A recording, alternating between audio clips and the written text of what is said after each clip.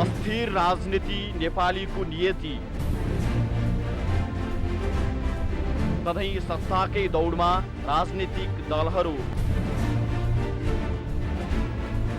अबको राजनीति कतातिर, आजको सन्दर्भ। नमस्कार, माउन्टेन टेलिभिजनको यो नियमित प्रस्तुति कार्यक्रम आजको सन्दर्भमा यहाँलाई स्वागत छ। म सुनिल दाहाल।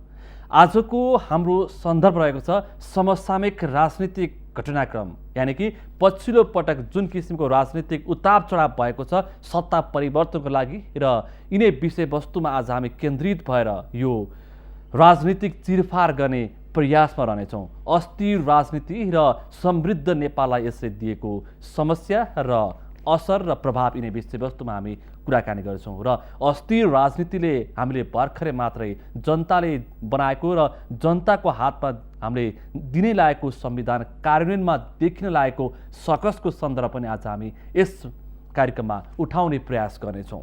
र अस्थिर राजनीतिले समग्र नेपालको आर्थिक समृद्धिमा नराम्रो प्रभाव र असर पार्दै आइरहेको छ। 2007 सालदेखि अहिलेसम्म 2073 सालसम्म आइपुग्दाखेरि नेपालमा जति ठुला परिवर्तन भए, जति ठुल्ठुला आन्दोलन भए, र ती आन्दोलनहरू संस्थागत हुन नसक्दा र परिवर्तनहरू संस्थागत हुन नसक्दाखेरि मुलुकले यति ठुलो दुर्भाग्य भोग्दै आउनु परेको छ। हामी सँगसँगै विकासको गतिमा अघि बढेका अन्य मुलुकहरू विकासको चरम गतिमा अगाडि बढ्दैछन्, र हामी सँगसँगै विकासको प्रारम्भ गरेका अन्य मुलुकहरू यतिखेर विकासको चरम गतिमा अगाडि छन् भने उनीहरू विकासलाई अगाडि बढाएर आफ्नो आर्थिक समृद्धि र आय स्रोतमा निपुण र सम्पन्न हुँदै गइसकेका छन्। र तर हामी भने यो अस्थिर राजनीति गर्दाखेरि सधैँ नै सङ्क्रमणकालको यो नराम्रो खाडलमा हामी फस्दै आइरहेका छौँ, र जसको कारण हामी अहिले यो दुर्भाग्य भोग्न बाध्य भइरहेका छौँ। पञ्चायतकाल होस् अथवा बहुदलीय प्रतिस्पर्धाको त्यो समय, र त्यो सँगसँगै 10 वर्षको सशस्त्र युद्ध होस् अथवा अहिले हामी गणतान्त्रिक मुलुक अथवा सङ्घीय संरचनासम्म आइपुग्दा पनि हाम्रो नियति उस्तै नै छ। अस्थिर राजनीतिले हामी नराम्रोसँग गाँजिएका छौँ, र जसको अहिले हामी यो दुर्भाग्य र यो नमिठो परिणाम भोग्न बाध्य भएका छौँ। निरन्तर सरकार परिवर्तनको चलखेलमा हामी जुन राजनीतिक दलले गरिरहेका छन् त्यसको पीडा आम नागरिकले भोग्न बाध्य हुनु परेको छ। कुनै पनि सरकारले 5 वर्षको अवधि पुरा गर्ने मौका पाएका छैनन्, र करिब भन्नुपर्दा 9 महिनामा सरकार ढाल्ने खेल प्रारम्भ हुन्छ र सरकार अर्को बनाइन्छ, र त्यस अर्को बनेको सरकारको पनि नीति र उसको दैनिकी नै भन्नुपर्छ यो उस्तै देखिएको छ। र आजको सन्दर्भमा पनि हामी यिनै विषयलाई किन अस्थिर राजनीति कहिलेसम्म हामीले सहने भन्ने सन्दर्भ तपाईँमा आज प्रस्तुत गर्दैछौँ। र अहिले फेरि केही समय अगाडि करिब 9 महिना अगाडि बनेको नेकपा एमालेका अध्यक्ष केपी शर्मा ओलीको नेतृत्वमा बनेको सरकार फेरि ढलेको छ। यो गठबन्धन सरकार र अधिकांश कम्युनिस्ट दलहरूको गठबन्धन रहेको सरकार फेरि ढल्ने अन्तिम तयारीमा छ, र आज मात्रै व्यवस्थापिका संसदमा अविश्वासको प्रस्ताव लगेर विपक्षी र सत्तारूढ दल नेकपा माओवादी केन्द्र र प्रमुख प्रतिपक्षी दल नेपाली काङ्ग्रेसले अविश्वासको प्रस्ताव लगेर यो सरकारलाई ढाल्ने प्रयास गर्दैछन्। र हामीले सोचेका थियौँ 62-63 को जनआन्दोलनको जुन उपलब्धि हामी संस्थागत गर्दै अगाडि बढ्नेछौँ, र संविधान सभा मार्फत हामी मुलुकलाई समृद्धि र आर्थिक उन्नतितर्फ उन्मुख गराउँछौँ भनेर हामीले जुन आशा र अपेक्षा गरेका थियौँ, हाम्रा दूरदर्शी र अदूरदर्शी राजनेताको कारण हामीले यो समस्या र यो पीडादायी अवस्था भोग्न बाध्य हुनु परेको छ। फेरि पनि सरकारको चलखेल सुरु भएको छ, र अहिले बजेट समेत पारित हुन नदिने अवस्था सिर्जना भएको छ। र यतिखेर प्रमुख राजनीतिक दलहरू एउटै कित्तामा उभिएर अथवा प्रमुख राजनीतिक दलहरू एउटै सहमतिमा उभिएर राष्ट्रिय सहमतिको सरकार निर्माण गरेर र भर्खरै बनेको नयाँ संविधानलाई कार्यान्वयन गर्न अगाडि बढ्नुपर्ने थियो, तर त्यो भएको छैन। यहाँ पक्ष र विपक्ष देखिएर प्रमुख राजनीतिक दलहरूले मुलुकमा अस्थिरता निम्त्याउने काम मात्र गरेका छन् र यहाँ धेरै समस्याहरू छन्। यहाँ संविधान त हामीले दिएका छौँ, संविधान पछाडि सीमाङ्कनको मुद्दा अल्झिएको छ, मधेस समस्या छ, त्यसै गरी जनजातिको समस्या छ, महिलाको समस्या छ, राज्य पुनर्संरचनाको मुद्दाहरू रहेको छ, स्थानीय निकायको निर्वाचन रहेको छ। त्यो सँगसँगै हामीले आर्थिक विकासमा फड्को मार्ने अवस्था पनि छ। आर्थिक विकासमा हामीले तीव्रता दिनुपर्ने छ र आर्थिक समृद्धितर्फ हामी लम्काउनु पर्ने अवस्था छ। तर यतिखेर राजनैतिक अकम्रताको कारण, राजनीतिक यो अस्थिर राजनीतिक कारण, अस्थिर राजनीति गर्दा अहिले फेरि पनि उस्तै समस्या देखा परेको छ। दर्शकबिन, आज हामी यही सन्दर्भ तपाईँमा आज प्रस्तुत गरिरहेका छौँ र आजको सन्दर्भमा हामी अगाडि बढ्ने क्रममा एउटा रिपोर्ट अथवा एउटा सामग्री तपाईँमा आज हामी प्रस्तुत गर्नेछौँ र त्यसपछि हामी बाँकी अंश लिएर उपस्थित हुनेछौँ। तपाईँ माउन्टेन टेलिभिजनको यो नियमित प्रस्तुति हेर्दै हुनुहुन्छ र नियमित प्रस्तुतिमा हामी आजको यो सन्दर्भमा अस्थिर राजनीति कहिलेसम्म र नेपाली जनताले अस्थिर राजनीतिको पीडा कहिलेसम्म भोगिरहनुपर्छ र हामीले चाहेको आर्थिक समृद्धिको मुद्दाले कहिले प्राथमिकता पाउँछ र हामीले चाहेको जस्तो आर्थिक समृद्धि कहिले हामीले हाम्रै समयमा उपयोग गर्न पाउँछौँ भनेर हामी सोच्न बाध्य हुनु परेको अवस्था छ। र यहाँ दुःख छ, आशा गर्यो तर सधैँ हामी निराशामा बाँच्न बाध्य छौँ। हामीले 2062-63 को जनआन्दोलनपछि हामीले दुईवटा संविधान सभालाई खेपिसकेका छौँ। पहिलो संविधान सभाको निर्वाचनले अस्थिर राजनीति र दलहरूको अदूरदर्शी राजनीतिका कारण पहिलो संविधान सभाको निर्वाचन हामीले पुरा गर्न नसके अथवा पहिलो संविधान सभाको निर्वाचनले दिएको संविधानले संविधान दिन नसकेपछि हामी दोस्रो संविधान सभाको निर्वाचनमा जान बाध्य हुनु पर्यो र दोस्रो संविधान सभाको निर्वाचन पछाडि बनेको नयाँ संविधान पनि यतिखेर कार्यान्वयन नहुने अवस्थामा पुगेको देखिन्छ र विश्लेषकहरू र टिप्पणीकारहरू यसो पनि भन्दैछन् कि दोस्रो संविधान सभाको निर्वाचनले दिएको संविधान पनि कार्यान्वयन हुन्छ कि हुँदैन भन्ने आशंका उब्जिन थालेको पनि बताउन थालेका छन्। त्यो सँगसँगै हाम्रो संविधानप्रति देशी विदेशी शक्तिहरूले जुन किसिमको गिद्धे दृष्टि लगाइरहेका छन् त्यसले पनि हामी एकजुट भएर राष्ट्रिय सहमति कायम गर्न आवश्यक छ र त्यो दायित्व बोध नगर्ने हो भने हामी अझै पनि यस्तै किसिमको दुर्दशा भित्रै अल्झिन बाध्य हुनुपर्नेछ।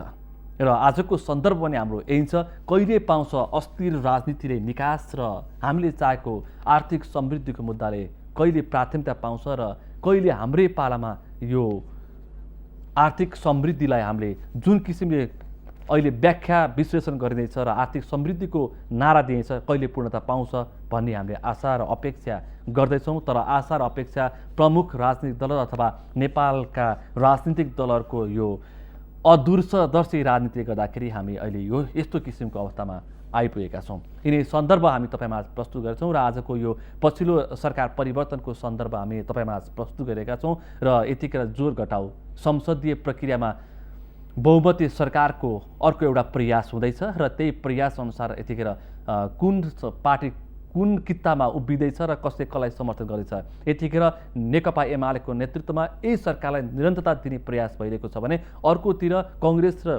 प्रमुख प्रतिपक्षी दल नेपाली कङ्ग्रेस र तेस्रो ठुलो दल नेकपा माओवादी केन्द्र मिलेर अर्को एउटा सरकार बनाउने प्रयास भइरहेको छ र यी दुई प्रयास बिचको अब निष्कर्ष के हुन्छ र कस्तो किसिमको राजनीति भेटघाट र छलफल भइरहेका छन् र दलहरू के गर्दैछन् भन्ने विषयवस्तु पनि आज हामी तपाईँमा प्रस्तुत गर्छौँ र यिनै सन्दर्भमा कुराकानी गर्न यतिखेर हाम्रा संवाददाता रामचन्द्र अर्याल हाम्रो सम्पर्कमा हुन्छ।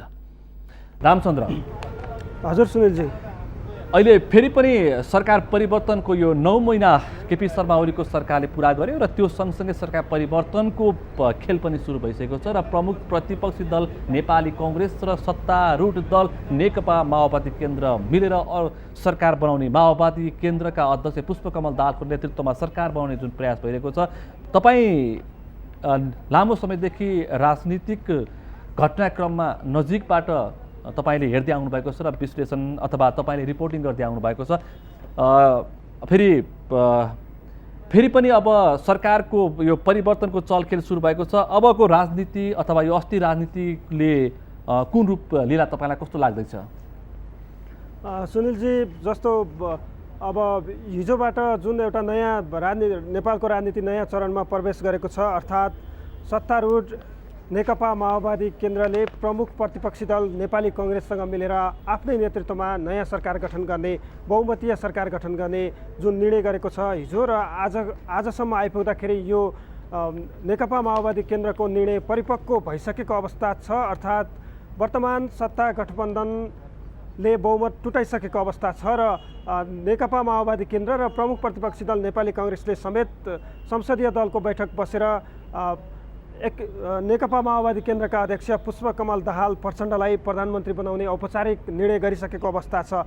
यस्तो अवस्थामा अब नेपालको राजनीतिमा नयाँ प्रधानमन्त्री केही दिनभित्र नेपालले पाउने लगभग पक्का भइसकेको अवस्था छ। यद्यपि तपाईँले अघि भन्नुभए जस्तै सत्तारूढ गठबन्धन नेकपा माओवादी केन्द्रभन्दा बाहेकका दलहरू यति बेला यो सत्ता गठबन्धनलाई कसरी जोगाउन सकिन्छ, अर्थात् वर्तमान सरकारलाई नै निरन्तरता कसरी दिन सकिन्छ भन्ने तर्फ केन्द्रित भएको अवस्था छ भने प्रमुख प्रतिपक्षी दल नेपाली कङ्ग्रेसको समर्थनमा नेकपा माओवादी केन्द्र नयाँ सरकारको गृहकार्यमा जुटिरहेको अवस्था छ।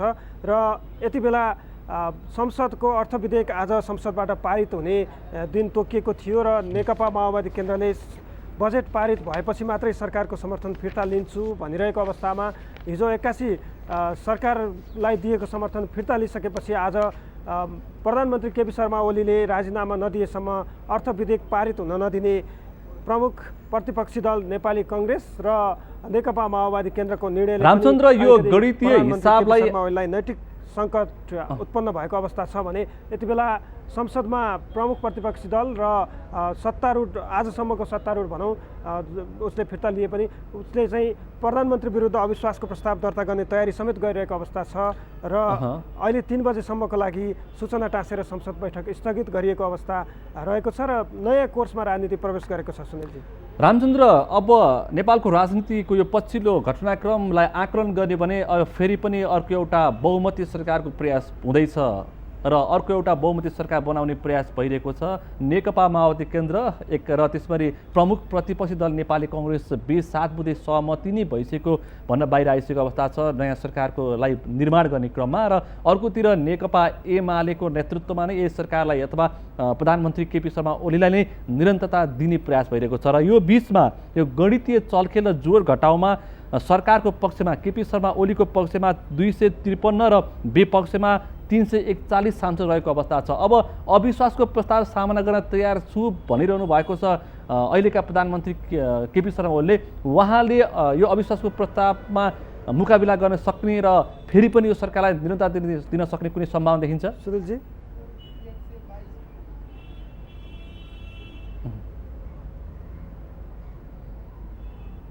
रामचन्द्र हजुर सुनिलजी, जस्तो कि अहिले यो गणितीय चलखेल जुन भइरहेछ, गणितीय चलखेलमा सत्ता पक्षमा 253 र विपक्षमा 341 सांसद रहेको अवस्था देखिन्छ।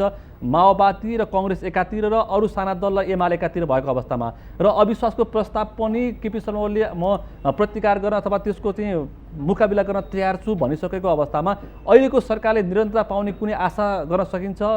केही राजनीतिक घटनाक्रम तलमाथि भयो भने फेरि पनि यो सरकारको निरन्तरता हुन सक्ने सम्भावना तपाईँ देख्नुहुन्छ? सुनिलजी, जस्तो अहिले व्यवस्थापिका संसदमा कायम रहेको सदस्य सङ्ख्याको 1/3 सदस्य अर्थात् सांसदहरूले चाहिँ हस्ताक्षर गरेर यो प्रक्रिया सुरु गर्न सक्छन् र त्यसको लागि बहुमत सदस्यहरूले समर्थन गरेपछि यो पारित हुनेछ, अर्थात् अविश्वासको मत पारित हुनेछ र प्रधानमन्त्रीले संसदबाट विश्वास गुमाउन सक्नेछन् र बहुमत सदस्य चाहिँ प्रधानमन्त्रीको पक्षमा अर्थात् वर्तमान सत्ता गठबन्धनलाई टिकाउनुपर्छ भन्ने पक्षमा मत जाहेर गरे भने यो सरकार रहन सक्छ। र अहिलेको समीकरण हेर्दाखेरि खास गरी सत्तारूढ नेकपा एमालेसँग 182 सिट रहेको छ भने उसलाई समर्थित गर्ने अन्य दलहरूको समेत गरेर 254 सिट सत्ता गठबन्धनसँग रहेको अवस्था छ। यद्यपि नेकपा माओवादी केन्द्र र नेपाली कङ्ग्रेसको सिट जोड्दाखेरि उनीहरूलाई अलिकति 2/3 लागि अलिकति बहुमतको लागि अलिकति मत पुग्दैन, अर्थात् 15 मत उनीहरूलाई अपुग रहेको अवस्था छ बहुमतको लागि। र खास गरी आन्दोलनरत मधेसी मोर्चा जो लामो समयदेखि वर्तमान सरकारले राजीनामा दिनुपर्ने अर्थात् प्रधानमन्त्रीले मार्ग प्रशस्त गर्नुपर्ने र वर्तमान प्रधानमन्त्रीबाट आफूहरूको समस्या समाधान नहुने अडान लिइराखेका थिए, उनीहरूले सरकार गठनको लागि नेपाली कङ्ग्रेस र नेकपा माओवादी केन्द्रको जुन नयाँ गठबन्धन बनेको छ त्यसलाई समर्थन गर्ने सम्भावना देखिन्छ र अविश्वासको मत जाहेर गर्नुपर्ने अवस्था आउँदा उनीहरूले प्रधानमन्त्रीको विरुद्धमा अविश्वासको मत जाहेर गर्ने देखिन्छ। यसकारण पनि वर्तमान प्रधानमन्त्रीलाई सत्ता टिकाउनको लागि मुस्किल देखिन्छ, अर्थात् संसदबाट अनुमोदित हुनको लागि उहाँलाई समस्या हुने देखिन्छ र यति बेला संसदमा सहमतिका लागि अर्थात् मधेसी मोर्चाहरूलाई समेत मनाउनको लागि नेपाली कङ्ग्रेसका सभापति शेरबहादुर देउवा र माओवादी केन्द्रका अध्यक्ष पुष्पकमल दाहाल र मधेसी मोर्चाका नेताहरूका बीचमा विभिन्न चरणका छलफलहरू भइरहेका छन् भने दोस्रो तहका नेताहरूले पनि यो छलफललाई तीव्रता दिएका छन्। खास गरी नेकपा माओवादी केन्द्रका कृष्णबहादुर महरा र जनार्दन शर्मा, त्यसगरी नेपाली कङ्ग्रेसका रमेश लेखक, अर्जुन नरसिंह केसी लगायतका नेताहरूले मधेसी मोर्चाका नेताहरूलाई मनाउने प्रयत्न गरिरहेको समाचारहरू प्राप्त भइरहेको छ र उनीहरूका बीचमा छलफल भइरहेको छ। यसकारण प्रधानमन्त्री केपी शर्मा ओलीले यदि संसदबाट आफू अनुमोदित भएको र संसदबाटै फैसला गर्न चाहनु भएको भन्ने समाचार आइरहेको छ र त्यो हुँदा उहाँ संसदको सामना गर्न चाहनुभयो भने अहिलेको समीकरण हेर्दाखेरि उहाँले बहुमत गुमाउने देखिन्छ। सुनिलजी, त्यो त हेर्दाखेरि अथवा पछिल्लो घटनाक्रमलाई हेर्दाखेरि पनि मधेसी मोर्चाले केपी शर्मा ओली सरकारलाई अस्वीकार गरेको र यो सरकार विघटन नभएसम्म हाम्रा मुद्दा अथवा मधेसका माग सम्बोधन हुँदैन भनेर बारम्बार भनिरहेको अवस्थामा उनीहरूले स्वाभाविक रूपमा माओवादी र कङ्ग्रेसको जुन गठबन्धन छ त्यसलाई सहयोग गर्ने उनीहरूले आशय व्यक्त गरिसकेको अवस्था छ भनेदेखि त्यसै गरी मधेसी जनाधिकार फोरम लोकतान्त्रिकले पनि यो सरकारको निरन्तरताको त आवश्यक छ, तर अर्को सरकार आयो भने पनि हामी समर्थन दिन्छौँ भनेरको आशय व्यक्त गरिसकेको अवस्थामा हेर्दाखेरि चाहिँ अब यो सरकार रहने सम्भावना देखिँदैन होइन सरस्वती यसरी हामीले विश्लेषण गरिरहँदाखेरि। पक्कै पनि यो सरकार गठन हुँदा ताकादेखि नै जुन मधेस आन्दोलन जारी रहेको थियो र मधेस आन्दोलनको सन्दर्भमा आन्दोलनरत मधेसी मोर्चाहरूले 11 बुँदे माग प्रस्तुत गरेका थिए र प्रधानमन्त्री केपी शर्मा ओलीले निकै अनुदार रूपमा प्रस्तुत हुनुभयो। त्यति बेला उहाँले मधेसी मोर्चाको माग आफूलाई थाहा नभएको र माग पुनः लेखेर ल्याउनको लागि पटक पटक आग्रह गर्नुभएको र खास गरी सङ्घीय गठबन्धन बनाएर मधेसी मोर्चा आन्दोलनमा रहेको बेलामा उहाँले मधेसी मोर्चालाई मात्रै निरन्तर पत्र पठाएर वार्ताको लागि आह्वान गरिरहनु भएको थियो र यसबाट आन्दोलनरत मधेसी मोर्चाहरू पनि विभाजित जस्तो तर प्रधानमन्त्री केपी शर्मा ओलीप्रति नकारात्मक दृष्टिकोण राख्ने अवस्थामा रहेका थिए भने सत्तारूढ मधेसी जनअधिकार फोरम लोकतान्त्रिकले यो सत्ता गठबन्धनलाई कायम राख्नुपर्छ भनिरहँदा उसका केही नेताहरू जितेन्द्र देव लगायतका प्रभावशाली नेताहरू भने नेकपा माओवादी केन्द्रका नेता कृष्णबहादुर महरा लगायतका सरकार परिवर्तनको एजेन्डालाई अगाडि बढाउने नेताहरूसँग निरन्तर छलफलमा थिए र उनीहरू समेत यो सत्ता नयाँ बनेको सत्ता समीकरण बन्न लागेको छ त्यो सत्ता समीकरणलाई समर्थन गर्ने अवस्थामा पुगेको देखिन्छ। यद्यपि विजय कक्षदारको आधिकारिक धारणा अझै पनि यो सरकारलाई टिकाउने नै भन्ने आइरहेको अवस्थामा पनि मधेसी जनअधिकार फोरम लोकतान्त्रिकले पनि अन्तिममा गएर नयाँ सत्ता गठबन्धनलाई समर्थन गर्ने देखिन्छ र अन्य राजनीतिक परिदृश्यमा जस्तो राप्रपा र राप्रपा नेपालको एकीकरणको कुराकानी आइरहेको अवस्थामा राप्रपाका अध्यक्ष पशुपति शमशेर जबराले भने आफूहरूको 12 जना सांसद राप्रपाको 12 जना सांसद रहेका छन् र उनीहरूले चाहिँ नयाँ गठबन्धनलाई समर्थन गर्न सक्ने सङ्केत उहाँले गराउनु भएको छ। यसकारण पनि नेपाली कङ्ग्रेस र माओवादी केन्द्रको जुन गठबन्धन छ त्यसलाई नपुगेको थोरै सिट सङ्ख्या छ त्यो त्यहाँबाट पूर्ति हुने देखिन्छ र वर्तमान सरकार अर्थात् सत्ता गठबन्धन जोगाउनको लागि प्रधानमन्त्री केपी शर्मा ओलीलाई हम्मे पर्ने स्थिति देखिन्छ। सुनिलजी, हस्त रामचन्द्र, जानकारीलाई धन्यवाद। उहाँ त्यो हाम्रा संवाददाता रामचन्द्र अर्याल को अथवा हाम्रा संवाददाताको यो पछिल्लो जानकारी अनुसार यो सरकार अब नरहने स्पष्ट देखिएको छ। नेकपा माओवादी केन्द्र र नेपाली कङ्ग्रेस बीच देखिएको जुन गठबन्धन छ त्यो गठबन्धन नै सार्थकता पाउने र नयाँ नेतृत्व आउने अथवा नयाँ सरकार बन्ने स्पष्ट देखिएको छ र त्यो सँगसँगै मधेसी मोर्चाले लगातार यो सरकारलाई अस्वीकार अथवा यो सरकारको विपक्षमा उभिँदै आएका थिए र प्रधानमन्त्री केपी शर्मा ओली मधेसको मुद्दाप्रति त्यति उदार नदेखिएको र मधेसको मुद्दा सम्बोधनमा उदासीन देखिएको त्यो सँगसँगै मधेसका मुद्दालाई मुद्दा नै होइन भनेर भन्दै आएको भनेर उनीहरू आक्रोशित भएर लामो समयदेखि यो सरकारको विरुद्धमा आन्दोलन र यो संविधान लेखन प्रक्रियाको पुनर्लेखनको पक्षमा उभिरहेका बेलामा सरकार परिवर्तनको यो पछिल्लो जोर घटाउमा उनीहरूले विपक्षी दल अथवा कङ्ग्रेस र माओवादीले नेतृत्व गरेको नयाँ गठबन्धनलाई जुन प्रयास गरिरहेका छन् उनीहरूलाई नै समर्थन गर्ने भनेर औपचारिक निर्णय नगरे पनि अनौपचारिक रूपमा नेताले प्रतिक्रिया दिइसकेको अवस्था रहेको छ। त्यो सँगसँगै राप्रपाले पनि यो नयाँ गठबन्धनलाई सहयोग गर्ने भनेर त्यो किसिमको आशय व्यक्त गरिसकेको अवस्थामा अब यो सरकार लगभग विघटन हुने अवस्था रहेको छ र तपाईँ यतिखेर माउन्टेन टेलिभिजनको यो नियमित प्रस्तुति कार्यक्रम आजको सन्दर्भ हेर्दै हुन्छ र आजको सन्दर्भमा हामी विषय उठान गरिरहेका छौँ अस्थिर राजनीति र त्यसले मुलुकलाई पार्ने प्रभाव र हामीले चाहेको जुन आर्थिक समृद्धि र संविधान कार्यान्वयनको मुद्दा छ त्यसलाई कति ओझेलमा पार्छ र यो स्थिर सरकार नहुँदाखेरि मुलुकले कुन किसिमको दुर्दशा भोग्नु परेको छ र यसलाई के गर्नुपर्छ र राजनीतिक दलहरूको अदूरदर्शी नीति र उनीहरूको योजना बिनाको राजनीतिले कस्तो समस्या दिइरहेको छ यिनी सन्दर्भ कोट्याउनेछौँ। अहिले भने पालो भएको छ आजको सन्दर्भमा छोटो विश्राम, त्यसपछि हामी बाँकी अंश लिएर उपस्थित हुनेछौँ।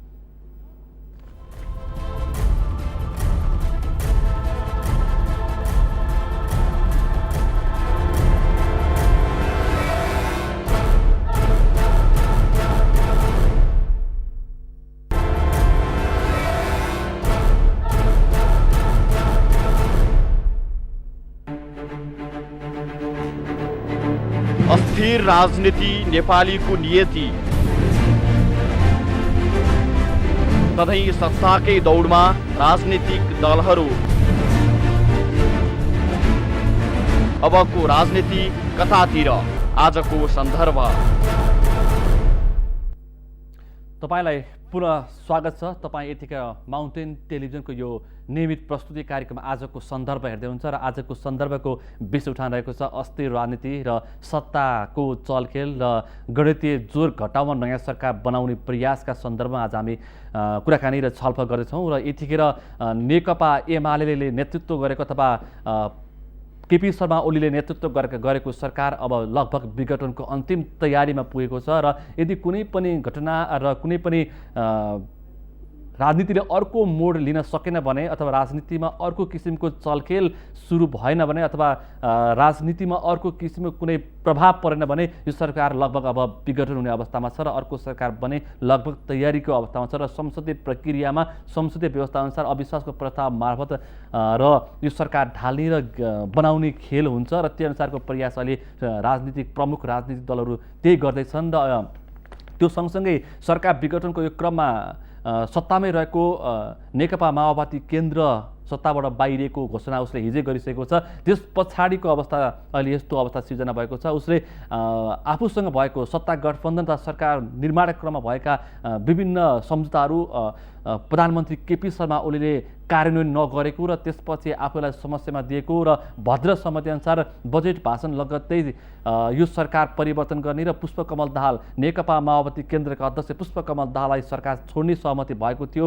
भद्र सहमति त्यो कार्यान्वयन नगरेको र उल्टै सरकारले अथवा प्रधानमन्त्री केपी शर्मा ओली एकलौटी ढङ्गले अगाडि बढ्न खोजेको आरोप लगाइरहेको अवस्था छ भने त्यसै गरी नेकपा एमाले भने संविधान कार्यान्वयन हुन नदिन, त्यसै गरी चीन र भारत अथवा प्रधानमन्त्री केपी शर्मा ओलीको चीन र भारत क्रममा भएका विभिन्न सहमतिहरू अथवा सम्झौताहरू कार्यान्वयन हुन नदिन यस्तो किसिमको खेल भएको र अब संविधान कार्यान्वयन हुन नसक्ने र मधेस समस्या पनि हल हुन नसक्ने जस्ता आरोप लगाएको छ भने त्यसै गरी नेपाली कङ्ग्रेसले यो सरकारले चुनाव गर्न नसक्ने र जुन स्थानीय निकायको निर्वाचन अथवा विभिन्न निर्वाचनहरू छन् त्यसलाई चाहिँ यो सरकारले गर्न नसक्ने जस्ता किसिमका टिप्पणी गरेको अवस्था छ। यसै गरी यिनी विषय सन्दर्भ कोट्याएर तपाईँमा आज हामीले यो सन्दर्भ उठाएका छौँ र यसै क्रममा हामीसँग अहिले टेलिफोन सम्पर्क हुन्छ फोरम नेपालका अध्यक्ष उपेन्द्र यादवज्यू, यहाँलाई स्वागत छ कार्यक्रम आजको सन्दर्भमा। फेरि पनि सरकार परिवर्तनको अर्को एउटा प्रयास हुँदैछ र व्यवस्थापिका संसदमा अविश्वासको प्रस्ताव मार्फत बहुमती सरकार बनाउने प्रयास भइरहेको छ। तपाईँहरूले यो सरकारलाई विगतदेखि नै असहयोग गर्दै आएको र यो सरकार विघटन नभएसम्म आफ्ना मुद्दा सम्बोधन नहुने तपाईँले बताउँदै आएको अवस्थामा अबको तपाईँहरूको मोर्चाको राजनीतिक अथवा तपाईँहरूको निर्णय के हुन्छ? तपाईँहरूको अहिले तपाईँहरू अब यो सत्ता परिवर्तनमा भाग लिनुहुन्छ कि हुनुहुन्न? र यो अब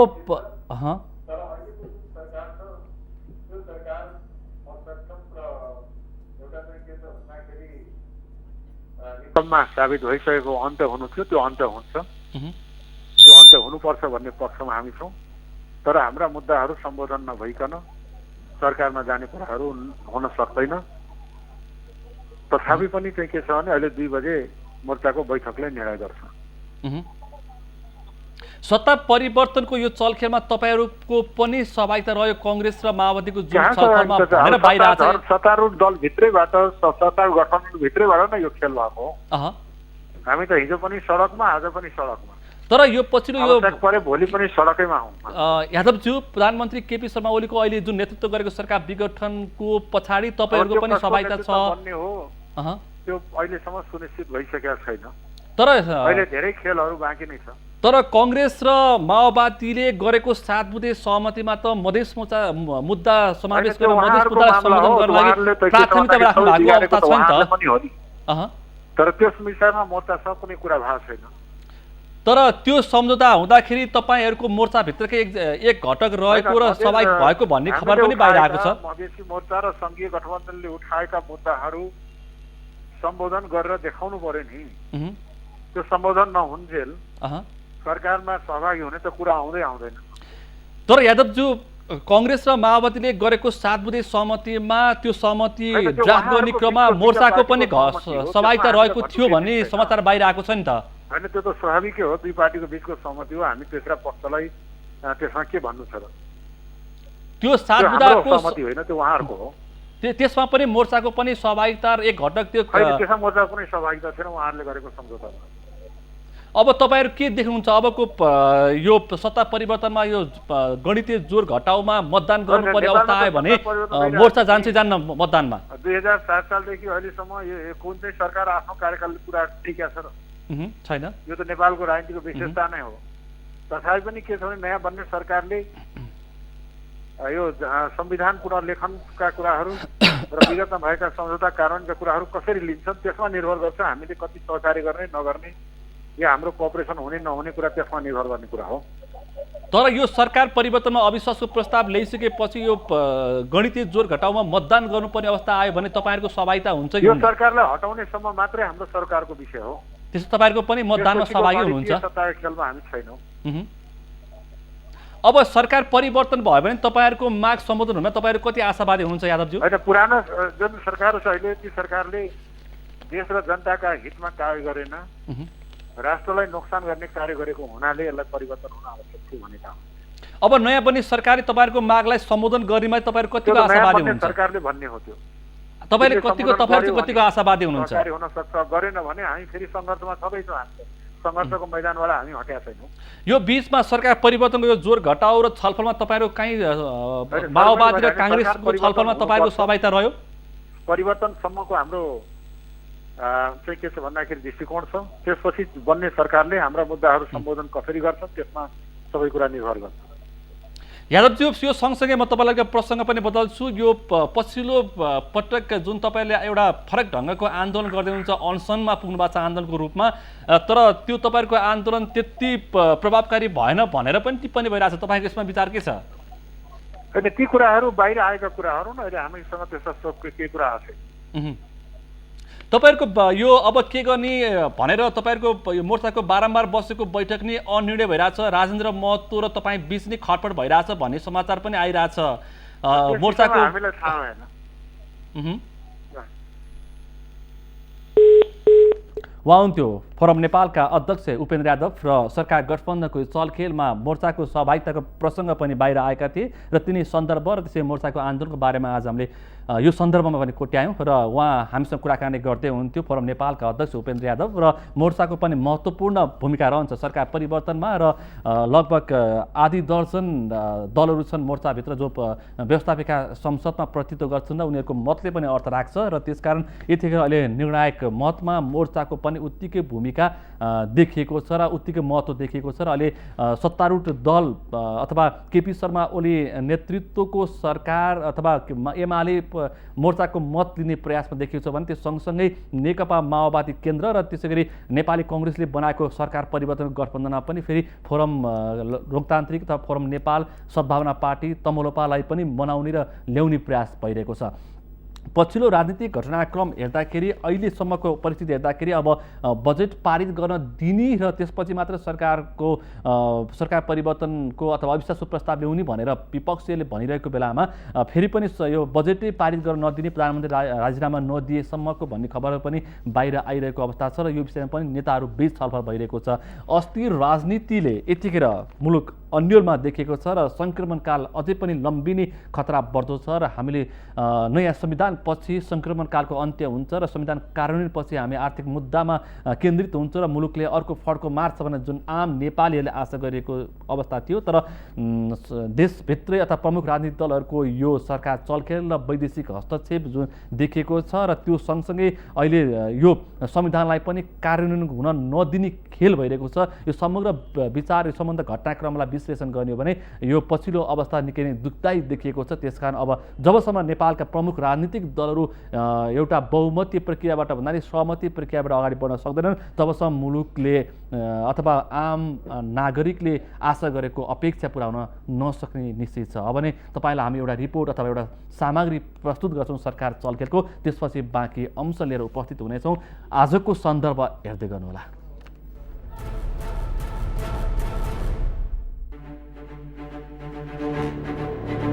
अस्थिर राजनीति नेपालीको नियति, सधैँ सत्ताकै दौडमा राजनीतिक दलहरू। अबको राजनीति कतातिर आजको सन्दर्भ। राजनीतिक दलहरू सत्ताको दौडमा लागेपछि सधैँ अस्थिर बन्ने गरेको नेपालको राजनीति फेरि पनि अस्थिर बनेको छ।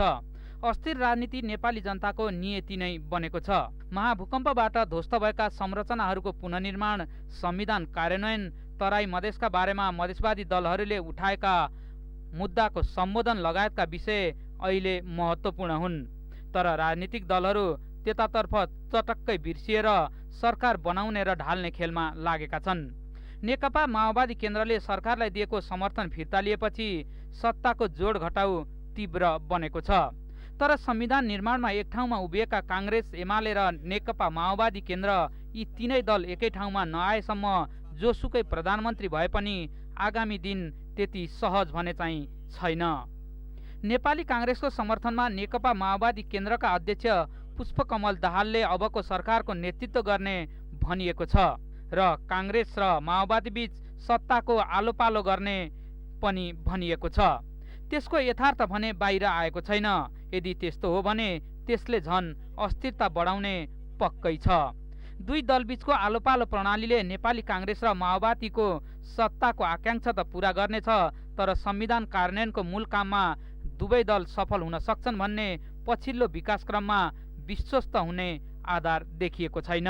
अहिले पनि संविधान कार्यान्वयन गर्न कम्तीमा 3 ठूला दलबीच कुनै न कुनै रूपमा समझदारी आवश्यक पर्छ।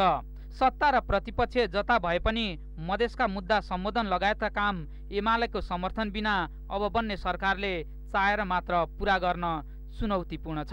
मधेसवादी दलहरूले अहिलेसम्म प्रदेशको सीमाङ्कनको विषयलाई बढी जोड दिइरहेका छन्। काङ्ग्रेस माओवादी गठबन्धनले पनि त्यो मुद्दा सम्बोधन गर्नुपर्नेछ।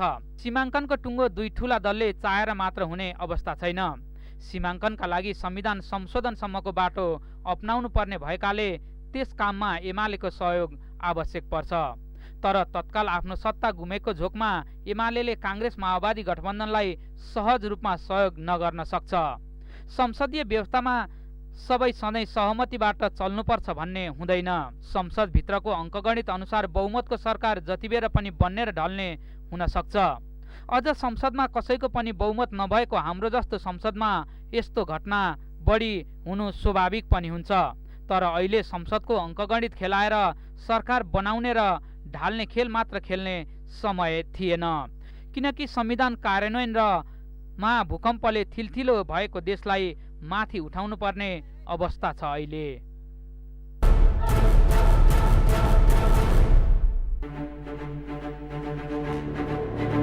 अस्थिर राजनीति नेपालीको नियति,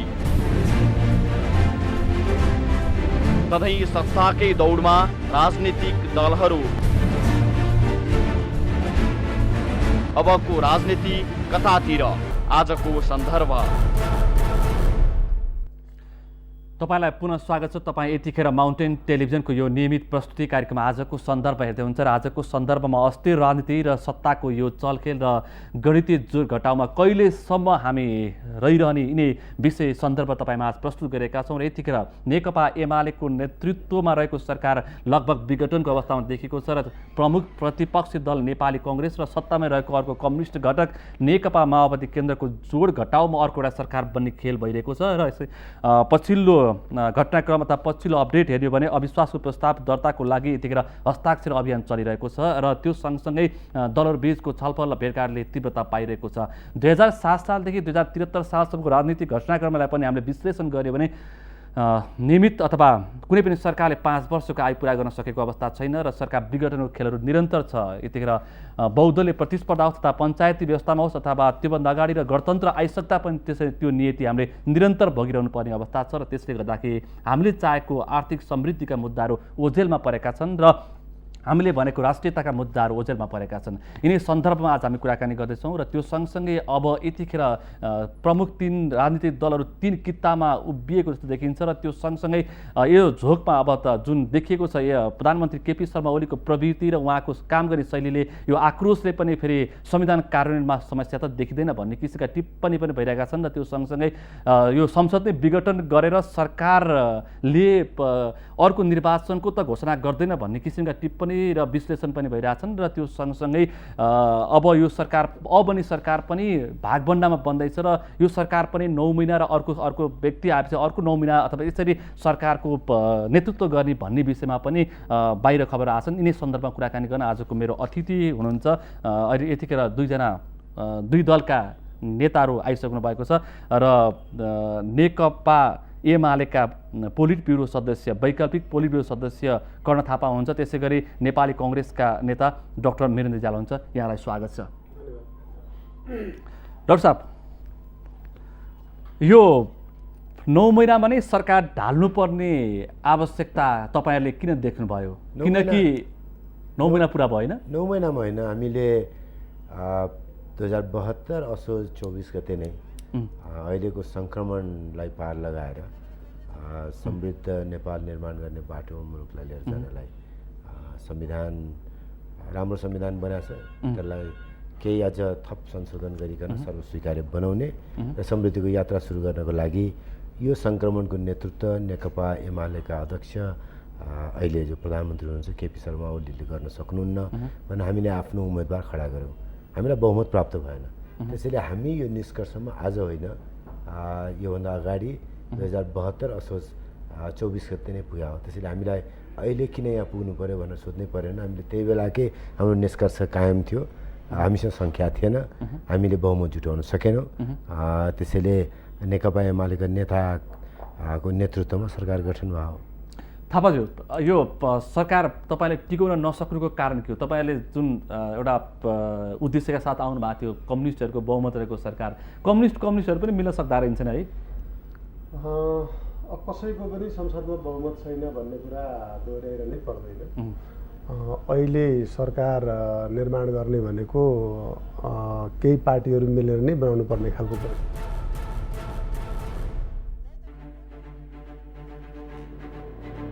अस्थिर राजनीति नेपालीको नियति, सधैँ सत्ताकै दौडमा राजनीतिक दलहरू। अबको राजनीति कतातिर आजको सन्दर्भ।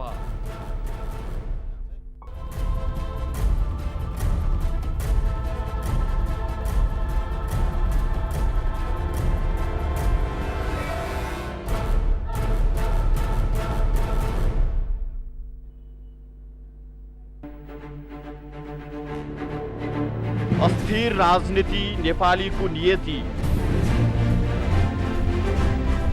सधैँ सत्ताकै दौडमा राजनीतिक दलहरू। अबको राजनीति कतातिर आजको सन्दर्भ।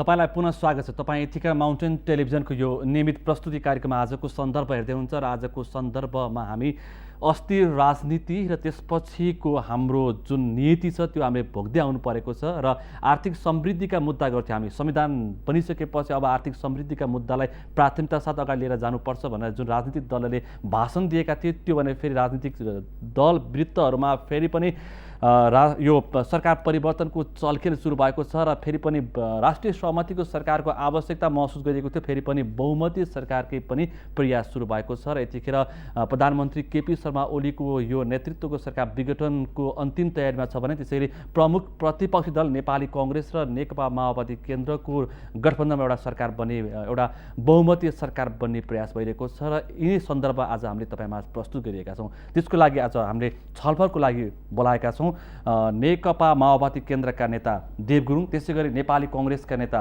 डाक्टर वीरेन्द्र रिजाल र त्यसै गरी नेकपा एमालेका वैकल्पिक पोलिट ब्युरो सदस्य कर्ण थापा। पुनः यहाँलाई स्वागत छ। म देव गुरुङबाट सुरु गर्छु। किन नेकपा माओवादी केन्द्रलाई यति छिट्टै यो गठबन्धन टुटाउन मन लाग्यो? तपाईँहरूले नै भन्नुभएको थियो कि यो गठबन्धन बन्दाखेरि हामी नेकपा एमाले र नेकपा माओवादी तत्कालीन एकीकृत नेकपा माओवादी पार्टी एकीकरणको सम्मको एउटा खाका तयार गरेर तपाईँहरू सरकार जानुभएको थियो। अहिले त 9 महिनामै सरकार ढाल्ने तपाईँहरूको सोच किन आयो यसरी? अब त्यो बेलामा तत्कालीन माओवादी पार्टी र एमालेको बिचमा जुन 14 बुँदे सहमति भएको थियो र त्यो 14 बुँदे सहमतिको आधारमा यात्रा सुरु भएको अवस्था हो र त्यही बेलादेखि नै राष्ट्रिय सहमतिको आवश्यकता छ र चाहिँ जे जस्ता मुद्दाहरू विद्यमान छन् ती मुद्दाहरूलाई सम्बोधनको लागि राष्ट्रिय सहमतिको आवश्यकता छ भन्ने कुरा पनि उठिरहेको अवस्था थियो। तर पनि पछिल्लो यात्रासम्म 6-7 महिना 8 महिना बितिसक्दा पनि मतलब खास गरिकन जनयुद्धकालीन मुद्दाहरू सम्बोधन गर्नुपर्ने विषयहरू अथवा शान्ति प्रक्रियासँग जोडिएका मुद्दाहरू सम्बोधन गर्नुपर्ने मधेसीहरू लगायत जनजातिहरू जो आन्दोलनरत छन् उनीहरूसँग संवाद गरेर चाहिँ सहमतिमा ल्याउनु पर्ने त्यो मुद्दा पनि हल हुन सकेन। भूकम्प पीडित क्षेत्रमा चाहिँ पुनर्निर्माणको लागि प्रभावकारी ढङ्गले कार्य सम्पादन गर्नुपर्ने त्यो पनि हुन सकिरहेको थिएन। अरू त्यस लगायतका थुप्रै समस्याहरू रहे। त्यसले गर्दाखेरि यी समस्याहरू यी मुद्दाहरूको सम्बोधन गर्नु पर्यो भनेर चाहिँ गत वैशाखमा पनि पटक तागिदा भयो र चाहिँ 9 बुँदे सहमति भएको थियो। 9 बुँदे सहमति पश्चात चाहिँ एउटा टेन्टेटिभ रूपले टाइम फ्रेम गरेर तयार गरेर चाहिँ कानुन संशोधन गर्ने लगायतका विषयहरूको बारेमा वृहत शान्ति समझौतासँग जोडिएका मुद्दाहरू सम्बोधन गर्ने भन्ने कुरा जो भएको थियो त्यो चाहिँ हुन सकेन। त्यो हुन नसकेको अवस्थामा चाहिँ श्रावणमा असारमा बजेट पारित भइसकेपछिको स्थितिमा बजेट पारित भइसकेपछि यदि यो मुद्दाहरू सम्बोधन नहुने हो भने त्यो अवस्थामा अब विकल्प राष्ट्रिय सहमति जुटाउनलाई कसले चाहिँ पहल गर्ने विकल्प पहल गर्नुपर्ने स्थिति आउँछ। त्यसकारणले या त चाहिँ ओलीजीको नेतृत्वमा राष्ट्रिय सहमति जुटाउने कोसिस गर्नु पर्यो अथवा चाहिँ आफैले यी मुद्दाहरूलाई सम्बोधन गर्न पहल गर्नु पर्यो। आफूले सम्बोधन गर्न नसक्ने हो भने राष्ट्रिय सहमति जुटाउन पहल गर्नु पर्यो। अब राष्ट्रिय सहमति पनि जुटाउन नसक्ने हो भने राष्ट्रिय सहमति जुटाउनका लागि मार्ग प्रशस्त गर्नु पर्यो। त्यसले 3टा कुराहरू लगातार रूपले उठाएको। एउटा पहिलो कुरा इस्युमा चाहिँ जे इस्युहरू एग्री भएका चाहिँ छन् 14 बुँदेदेखि लिएर 9 बुँदेसम्म इस्युहरू जो एग्री भएको छ ती इस्युहरू सम्बोधन गर्नका लागि ओलीजीले नै आफैले पहल गर्नु पर्यो हैन। पहिलो विकल्प त्यो। दोस्रो कुरा चाहिँ तपाईको यदि उहाँले सम्बोधन गर्न नसक्ने हो यही सरकारले मेजोरिटीको सरकारले मात्रै सम्बोधन गर्न नसक्ने हो भने यो मुद्दामा सबै दलहरूसँग मधेसी लगायतका सबै दलहरूसँग राष्ट्रिय सहमति निर्माण गर्ने प्रयास गर्नु पर्यो। दोस्रो त्यो। तेस्रो कुरा तपाईँ आफैले राष्ट्रिय सहमति निर्माण गर्न नसक्ने हो भने बाटो चाहिँ मार्ग प्रशस्त गर्नु पर्यो। विकल्प चाहिँ कसले चाहिँ राष्ट्रिय सहमति जुटाउनलाई पहल गर्न सक्छ विकल्प बाटो पनि खुला गर्नु पर्यो भन्ने कुरा चाहिँ गर्दै आइरहेको अवस्था हो। अब अहिले पछिल्लो समयसम्म पनि उहाँले त्यो दिशातर्फ पहल गर्न सक्नु भएन। यी 2-3वटा विकल्पहरू कुनै पनि विकल्पमा उहाँ जान सक्नु भएन। त्यसले गर्दाखेरि फेरि पनि राष्ट्रिय सहमति जुटाउँ त्यसको लागि अब सरकारको नेतृत्व गरिरहेको पार्टीले नसकिरहेको अथवा ओलीजीले नसकिरहेको अवस्थामा अब सरकारमा रहेको अर्को घटकले भए पनि प्रयास त सुरु गर्नु पर्यो भन्ने क्रममा चाहिँ सरकारबाट हटेर भए पनि चाहिँ यो प्रयास सुरु गर्नु पर्यो भनेर सुरु गरिएको अवस्था हो। डाक्टर साहब तपाईहरू फेरि अर्को एउटा बहुमती खेलमा प्रवेश गरिसक्नु भएको छ। अविश्वास प्रस्तावको लागि चाहिँ अहिले हस्ताक्षर अभियान नै सुरु भइसकेको अवस्था छ होइन। र यो सँगसँगै अब नयाँ बन्ने सरकारले पनि यी यावत मुद्दाहरू सम्बोधन गर्न सक्छ। मधेसका कुराहरू छन्, मधेसका समस्याहरू छन्, संविधान कार्यान्वयनका कुराहरू छन्, यावत मुद्दाहरू छन्, त्यसलाई सम्बोधन गर्न सक्छ भन्ने आधार के छ? यो खेल नभन्नुहोस्, संविधानले बनाएको बाटो यही हो, सरकार बहुमतबाट गठन हुन्छ। तर संविधानमा 2 वर्षसम्म एउटा यो सरकारलाई अहिलेको सङ्क्रमणकालीन अवस्थामा छैन। संविधान पुरै पढ्नुभयो भने धारा 238 को 3 मा त त्यही भन्छ। 238 को 3 अहिले लागू हुन्न, अहिले सङ्क्रमणकालीन व्यवस्था लागू हुन्छ। तपाईँले पढ्दै जाँदा त 25 जनाको मन्त्रीमण्डल पढ्नु होला, 25 जनाको मन्त्रीमण्डल त अहिले लागू भएको छैन नि। त्यसैले 2074 मङ्सिर पछाडि निर्वाचन भएर 2074 माघपछि नयाँ सरकार बन्ला। त्यो सरकारसँग जोडिया विषयमा त्यस विषयको धाराहरू तपाईँले पढ्नु, अहिलेको धाराले त्यतातर्फ लाँदैन सरकार। तर त्यस पछाडि गएर हामीले गरेर संवैधानिक व्यवस्था त एक, तर त्योभन्दा यो सँगसँगै यो सङ्क्रमण कालमा सहमति सरकारलाई नै प्राथमिकता दिने भनेर दलहरू छैन। तपाईँले आफ्नो खाले व्याख्या नगर्नुहोस् न। हामीले बनाएको संविधान यही हो र नेपालमा कम्युनिस्ट पार्टीहरू धेरै हुनुहुन्छ। उहाँहरूको कुरा सुन्दा सुन्दा तपाईँहरूलाई के लाग्यो भने विपक्ष बेगरको सरकार हुनुपर्छ, संसद हुनुपर्छ भन्ने खालको व्यवस्थातिर तपाईँ ध्यान गयो होला। देव गुरुङजीहरूले अघिल्लो संविधान सभामा संसदमा भएको सबै पार्टीहरू मिलेर सरकार बनाउनुपर्छ भन्ने खालको प्रस्ताव गर्ने भयो। त्यो प्रस्ताव नमानेकै हो। अहिले के अरे यो किसिमको संविधान अहिले बन्या हो, यो संविधानमा बहुमतबाट सरकार बन्यो। अब सरकार र संविधान नजोड्नुहोस्। देवजी त्यतिखेर त अलग पार्टी थियो, उहाँहरूको अहिले एकीकृत भइसक्यो, केन्द्र माओवादी केन्द्र बनाएको छ। माओवादी पार्टी विपक्षमा थियो, देवजीहरू त चुनाव पनि बहिष्कार गरेर बस्नुभएको थियो, प्रक्रियाको बाहिरै हुनुहुन्थ्यो। त्यो बेला संविधान बनाउनलाई संविधान सभाको प्रक्रिया छोड्न तयार भइसकेको एकीकृत नेकपा माओवादीलाई फेरि फिर्ता लिएर गयौँ। माओवादी विपक्षमा थियो, प्रमुख प्रतिपक्षी दल थियो। माओवादी प्रमुख प्रतिपक्षी दल हुँदाहुँदै पनि 16 बुँदे समझदारीमा हस्ताक्षर गरेर संविधान बनायो। त्यसैले संविधान र सरकार जोडिँदैन भन्ने माओवादीले त्यतिखेर गरेको भूमिकाबाट स्पष्ट छ। दोस्रो, संविधान बनाउन सरकार चाहिने हो भने अहिलेको सरकारले उसको कमल थापाले भने जस्तो संविधान बनाउनला हो कि के अरे चित्रबहादुर केसीले भने जस्तो संविधान बनाउनको लागि सरकार बनाएको। त्यसकारण अहिले एकीकृत नेकपा नेकपा नेपाल कम्युनिस्ट पार्टी एकीकृत मार्क्सवादी लेनिनवादीले पनि एउटा कुरा स्थापित गराएको छ, सरकार र संविधान फरक हो भने। नभए सरकार संविधान भत्काउन त बनाएको होइन नि। कमल थापा के अरे एकातिर दायाँमा कमल थापा, बायाँमा चित्रबहादुर केसी राखेर संविधान भत्काउन बनाउनु भएको थिएन। त्यसैले संविधान बनाउने कुरा र सरकार बनाउने कुरा अलग हो भन्ने कुरा त्यसबाट पनि प्रमाणित छ। हामीले गर्नु परेन, हाम्रो त सिद्धान्तसँग जोडिया कुरा हो। हामी बलियो सरकार र उत्तिकै हाराहारीको तागत भएको प्रतिपक्ष खोज्छौँ।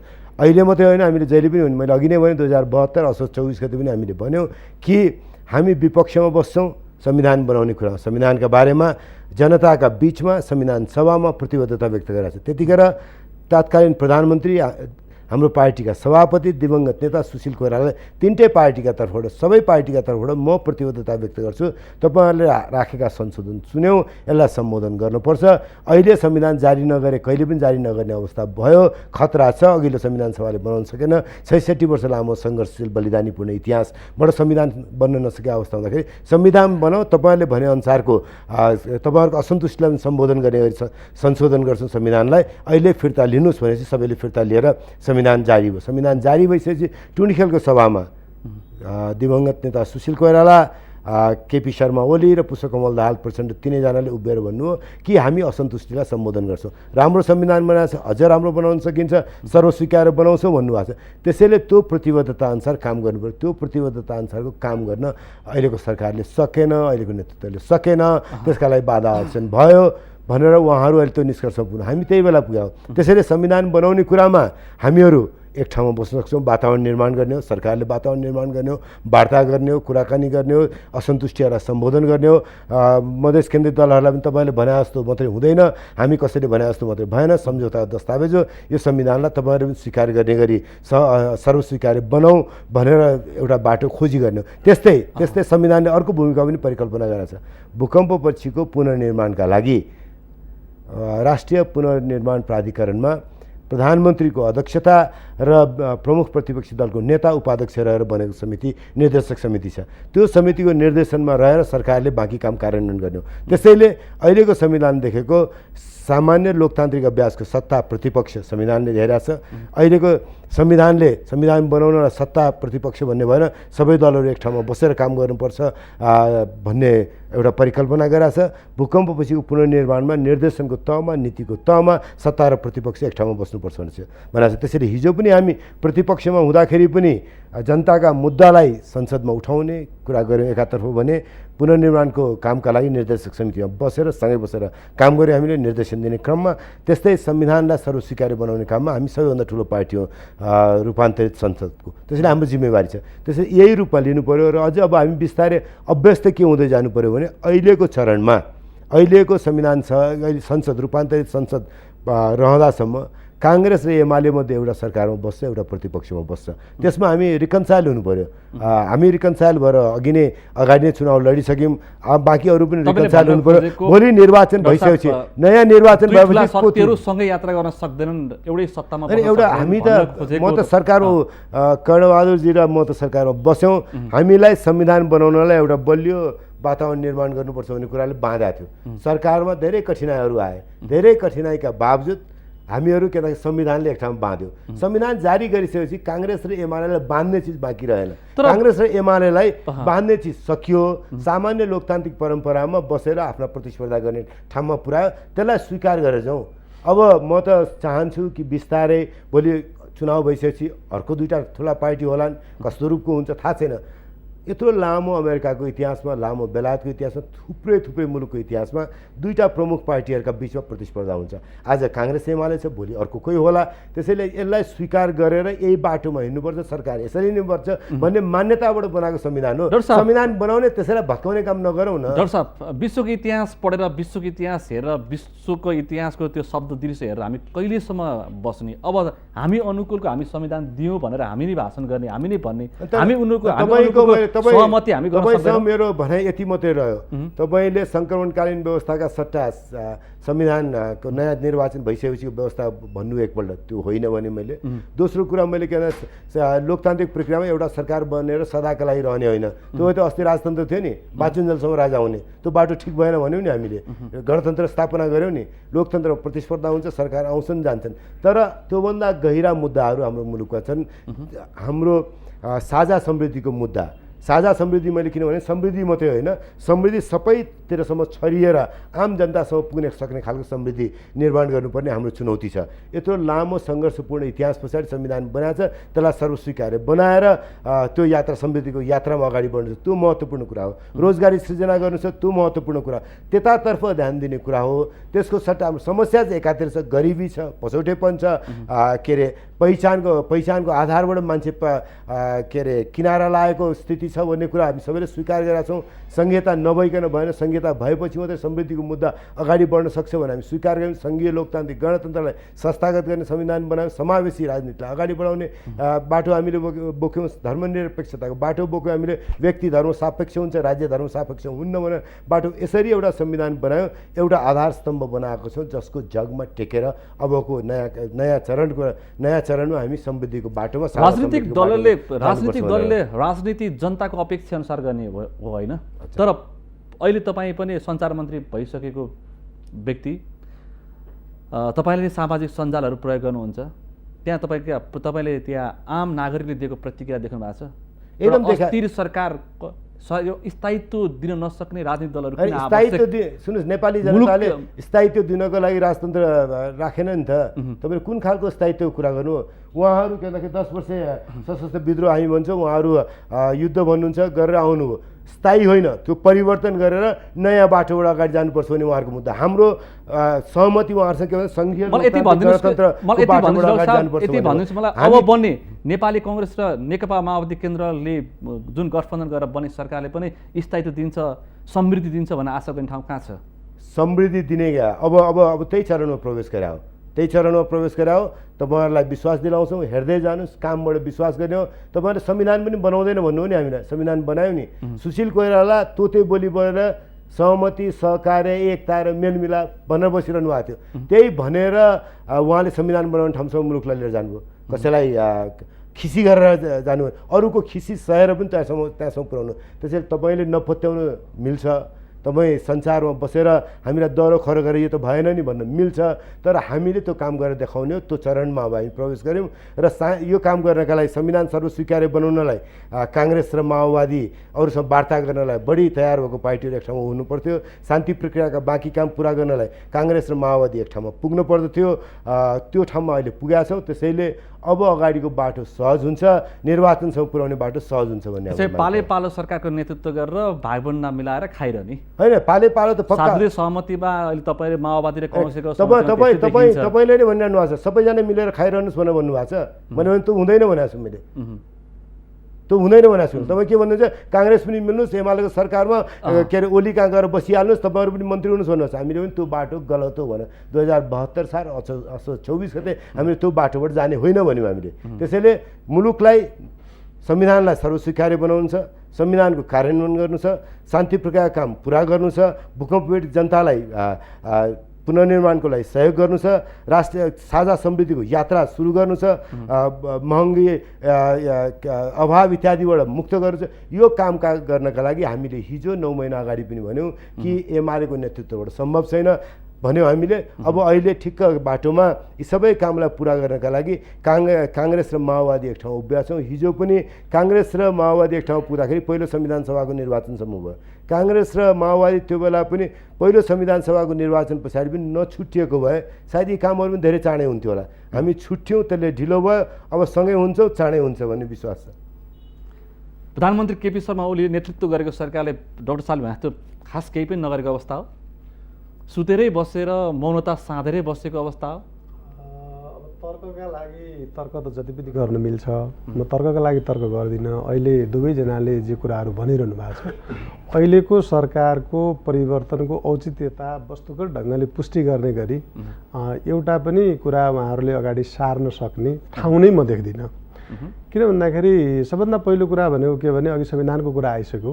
संविधान निर्माणका सन्दर्भमा सबै राजनीतिक पार्टीका अलग अलग प्रकारका धारणाहरू थिए, जेमा सहमति भयो। सहमति भएका विषय पनि असाध्यै राम्रा विषयमा सहमति भएको छ र नेपालमा लोकतान्त्रिक संविधान निर्माण भएको छ।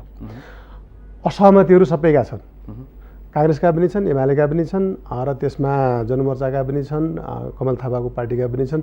असहमतिका कुरा उहाँहरूका आफ्ना राजनीतिक मुद्दाहरू हुन्। त्यो राजनीतिक मुद्दाहरू जनताका बिचमा जहिले पनि जान सक्छन्। कसैलाई हामीले आरोपित गर्नु पर्दैन कि को चाहिँ सरकारमा सामेल भएका छन् अनि सरकारमा सामेल भएकाहरू जति चाहिँ उनीहरूका मान्यताका कारणले यो संविधान भत्काउने हिँडेका छन् भन्ने होइन। संविधान भत्किँदैन, संविधान भत्काउने अधिकार कसैलाई पनि छैन। सबभन्दा पहिलो कुरा यो हामी स्पष्ट हुनु जरुरी छ।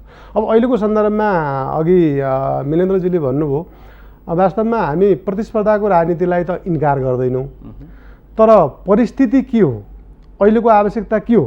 उहाँहरूले भने जस्तै प्राधिकरणको प्रभावकारी कार्यान्वयनको कुरा भन्नुहोस्, त्यसलाई कामयाबी बनाउने कुरा गर्नुहोस्, त्यसमा अलिकति ढिलासुस्ती भएको छ भने पनि त्यहाँ सहमतिकै आवश्यकता छ। त्यहाँ सबैको समान सहभागिता नभइकन त्यो काम अगाडि बढ्दैन। म अहिले एउटा दृष्टान्त मात्रै भन्छु। अहिले उहाँहरूले नयाँ सरकार जो अहिले बन्ने भयो, अब बन्ने दिशामा गइरहेको छ, एउटा सेटअपमा अहिले गएको छ। प्राधिकरण पहिले बनेकै थिएन, प्राधिकरणका अरू अनेक संयन्त्रहरू बनेका थिएनन्, कानुनी व्यवस्थाहरू थिएनन्। अहिले एउटा कामको गति गइरहेको छ। अब सरकार बदलिएपछि तपाईँहरू सबैले थाहा छ अब के हुन्छ, त्यहाँ राजनीतिक नियुक्तिको कुरा सुरु हुने भयो।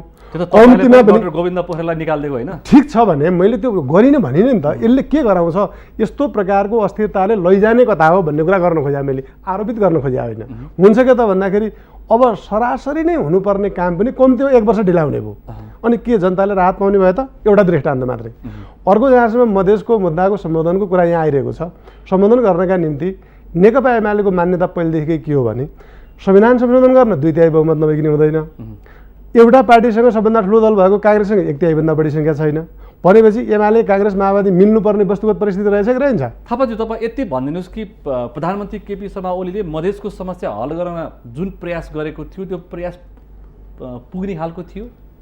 प्रशस्त उहाँले प्रयत्न गर्नुभयो। वस्तुगत परिस्थितिले के भन्छ त्यो त्यसमा जाउँ न हामी। शब्दहरू उहाँले प्रयोग गरेका शब्दहरू, भाषणहरू सुनियो भने त वार्ता होइन, कहिले उहाँहरू बालोटार नै सिंहदरबार आउने अवस्थै थिएन। शब्दमा नजाउँ न तपाईँले, कहाँ थियो त्यो बेलामा? यो सरकार बन्ने बेलामा मधेस त सम्पूर्ण रूपमा जलिरहेको थियो र मान्छे दिनहुँ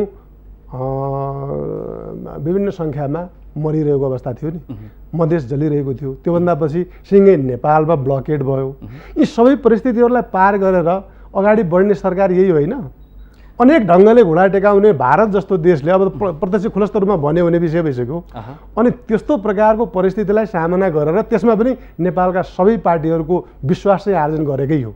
यो संविधान निर्माण गर्नका निम्ति नेपाली काङ्ग्रेस, माओवादी सबैलाई एकै ठाउँमा ल्याउनका निम्ति पनि नेकपा एमालेको अध्यक्षका हैसियतले त्यो बेलामा केपी शर्मा ओलीले खेल्नुभएको भूमिका त इतिहासमा प्रभावकारी नै हो र त्यसलाई त कसैले पनि इन्कार गर्न सक्दैन। यद्यपि म फेरि अहिले हुनुहुन्न सुशील कोइराला, उहाँको भूमिकालाई इन्कार गर्न चाहन्न, तर सक्रिय र प्रभावकारी भूमिका खेल्ने, नेतृत्वदायी भूमिका खेल्ने काम चाहिँ केपी शर्मा ओलीले गर्नुभएको कुरा त त्यो लुकाएर लुक्ने विषय होइन नि।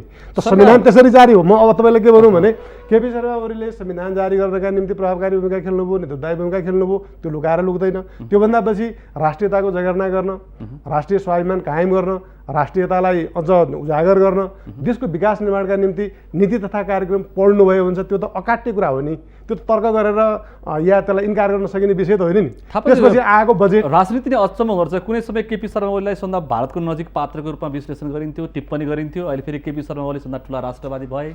टिप्पणी र स्थापित भएको भिन्नता छ नि। विज्ञ लेखा किताबहरू पनि तपाईँले पढ्नु भएको छ होला। विज्ञहरू फेल हुन सक्दैनन्। संलग्नतादेखि लिएर उहाँको चाहिँ भारतीय नेताहरूसँग उहाँको जुन किसिमको एउटा हेलमेल तपाईँले सुन्नु भएको छ नि? नै त्यो सुन्ने कुरा पनि सुनिएको छ, पढेका लेखेकाहरूका पुस्तकहरू पनि पढिएको छ, व्यवहारबाट पनि हामीले पढिरहेका छौँ। कसले के भन्छ के लेख्छ भन्ने होइन।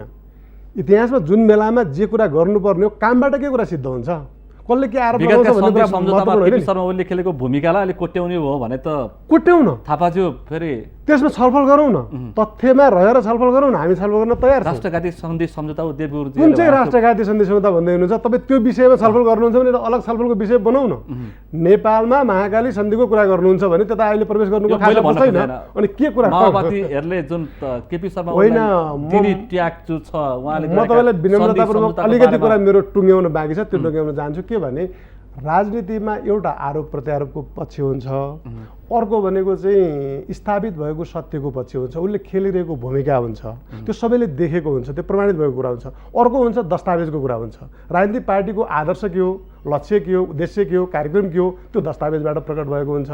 अनि गरिरहेको के छ भन्ने कुरा चाहिँ जुन बेलामा उसले भूमिका पाउँछ त्यो बेलामा उसले के गर्यो भन्ने कुरा सबैले देख्ने गरी थाहा हुन्छ। त त्यसमा नेपाली काङ्ग्रेस, माओवादी, अहिलेको माओवादी केन्द्र, एमालेका सन्दर्भमा जग जाहेर छ, दुनियाँलाई यो कुरा थाहा छ के गर्यो, के भन्यो र अहिले के गरिरहेका छन्, भोलि के गर्छन्। अब म एउटा मात्रै कुरा तपाईँलाई विश्व भन्न चाहन्छु, म लामो जान्न। अहिलेका सन्दर्भमा परीक्षित हुन बाँकी रहेको मान्छे केपी शर्मा ओली नै हुनुहुन्थ्यो सरकारका निम्ति।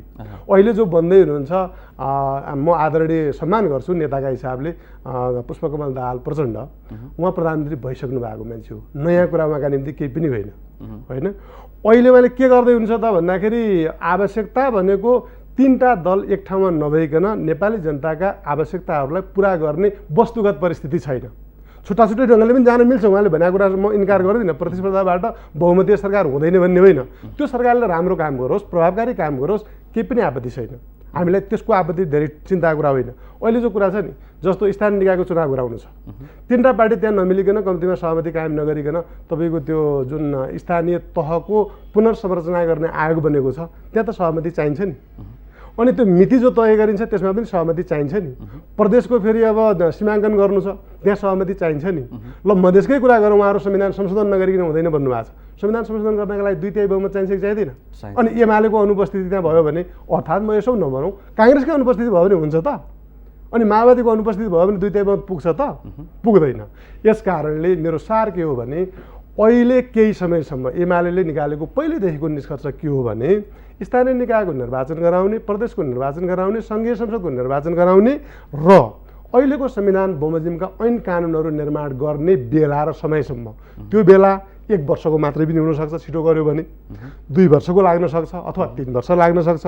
त्यो अवधि तीव्रतम ढङ्गले काम गर्यो भने अवधि छुट्टिन्छ, ढिलो भयो भने अलिकति टाइम लाग्न सक्छ। यतिन्जेलसम्म तीनटा पार्टी मूलभूत रूपमा मिलेर जानुपर्ने नेपालको आवश्यकता हो। अब अहिले यसले के गरायो त भन्दाखेरि केपी शर्मा ओलीले पहिलेदेखि अघि उहाँले भनिसक्नुभयो, स्वीकार गरेको विषय हो, हाम्रो र माओवादीको र काङ्ग्रेस सबैको संविधान निर्माणको बेलामा 3टा मूल पार्टीहरू अझ 4वटा पार्टीहरू हामी यी सबै काम गर्नका निम्ति सहमतिका साथ जानुपर्छ भन्ने कुरा थियो र त्यसका निम्ति भूमिका पनि निर्धारण गरिएको थियो। राष्ट्रपति काङ्ग्रेसलाई, एमालेलाई प्रधानमन्त्री, माओवादीलाई के अरे व्यवस्थापिका संसदको सभामुख, यो सबै कुराहरू निर्धारण भएको थियो। त्यस गतिमा अगाडि गएको भए यो अवस्था आउने थिएन। फेरि पनि एमालेको सरकारको प्रयत्न के रह्यो त भन्दाखेरि काङ्ग्रेस जे कारणले, जस्तो परिस्थितिका कारणले त्यो सहमतिबाट बाहिर गएको भए पनि त्यो सहमतिमै ल्याउने, 16 बुँदेमै ल्याउने, 16 बुँदेकै जगमा ल्याउने प्रयत्न गरियो। त्यो प्रयत्न अहिले सफल भएन। मलाई लाग्छ एमालेको सरकार जाने भयो भन्ने चिन्ता होइन, बहुमतीहरूको सरकार भयो भन्ने चिन्ता होइन। चिन्ता के को हो त भन्दाखेरि देश गलत प्रकारको राजनीतिमा, दूषित प्रकारको राजनीतिमा जाने भयो। अब त्यो कुन ठाउँमा गयो भन्दाखेरि नेपालको राजनीतिमा तुलना गर्ने हो भने तपाईँको 52 सालतिरको अवस्थामा अहिले नेपालले प्रवेश गर्न आँट्यो। यो चाहिँ चिन्ताको कुरा हो। 52 सालभन्दा पछि के हो भन्ने कुरा सबैले जाहेर छ। सत्ता छोड्दाको पीडाको छैन, सत्ता छोड्दाको के को पीडाको कुरा? हामीलाई त्यसमा मलाई एक लाइन भन्न दिनुहोस्। सत्ता छोड्दाको पीडा एमालेलाई किन छैन भने एमाले त हामीले यो गर्न खोजेका थियौँ भने हामी त डकुमेन्ट लिएर गाउँ गाउँमा घर घरमा पुगेको पार्टी हो। हामी हरेक घर घरमा पुग्छौँ नि, केही आपत्ति छैन। अब त्यो भाषण गरेर मात्रै आर्थिक समृद्धि पनि हुँदैन। होइन, समृद्धिका लागि त योजना चाहिन्छ। त्यसमा त प्रधानमन्त्री योजना बिना नै भाषण गरेका कुराहरू पनि हामीसँग ज्वलन्त छन्। त्यसमा छलफल गर्न सकिन्छ, बहस गर्न सकिन्छ।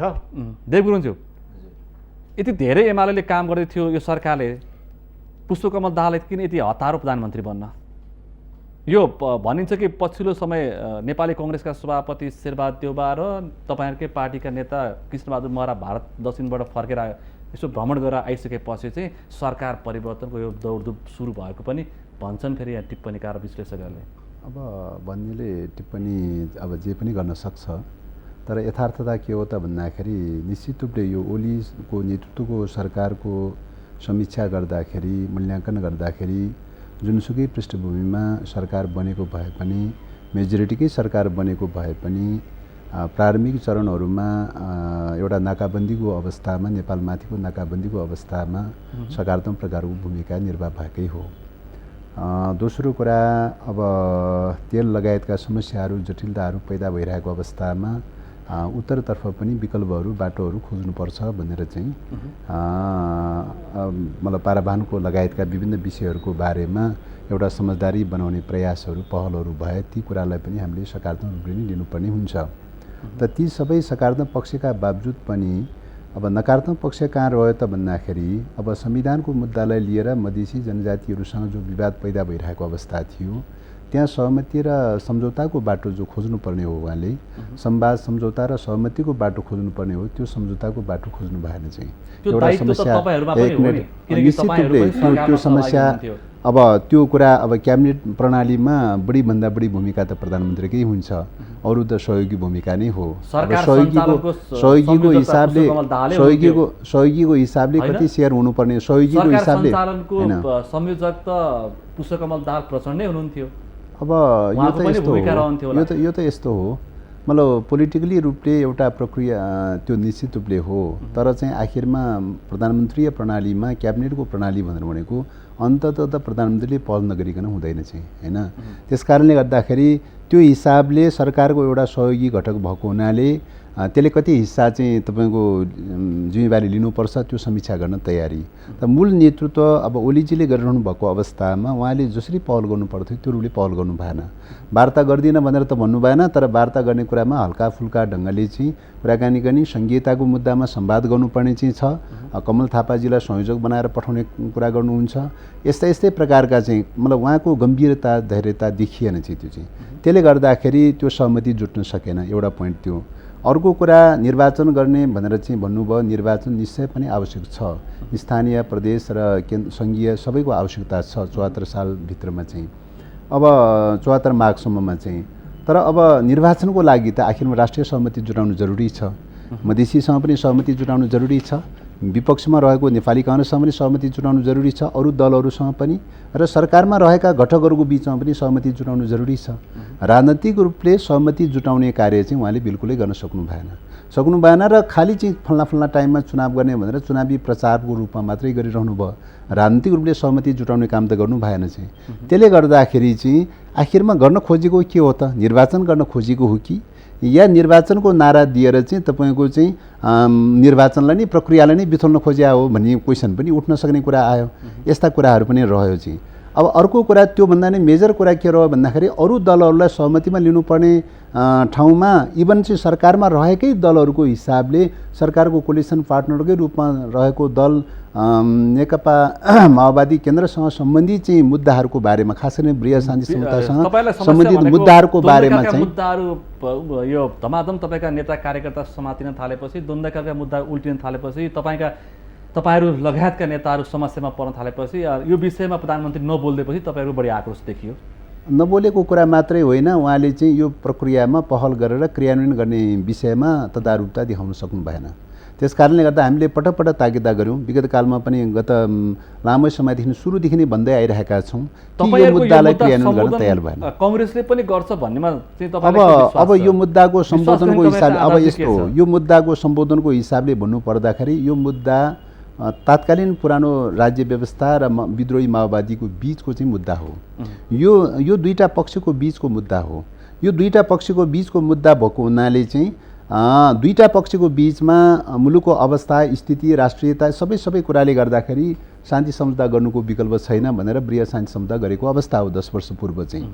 अब बृहत शान्ति सम्झौता गरेर चाहिँ त्यो बेलामा जे कुराहरू कमिटमेन्ट भएको थियो ती कमिटमेन्ट भएका कुराहरू कतिपय कुराहरू क्रियान्वयन भएको भए तापनि अब मुद्दा लगायतका विषयहरूको बारेमा, तात्कालीन मुद्दा लगायतका विषयहरूको बारेमा ती क्रियान्वयन हुन सकेन। त्यसलाई क्रियान्वयन गर्ने क्रममा, अवलम्बन गर्ने क्रममा आयोग बनाएर चाहिँ लैजाने भनेर बनियो। आयोग बनाएर लैजाने भनेर बन्यो, ढिलो गरी आयोग बन्यो, कानुन बन्यो। तर कानुन बनाउँदाखेरि के भयो भन्दाखेरि चाहिँ अदालतमा अधिकांश मुद्दा अदालतमा छ।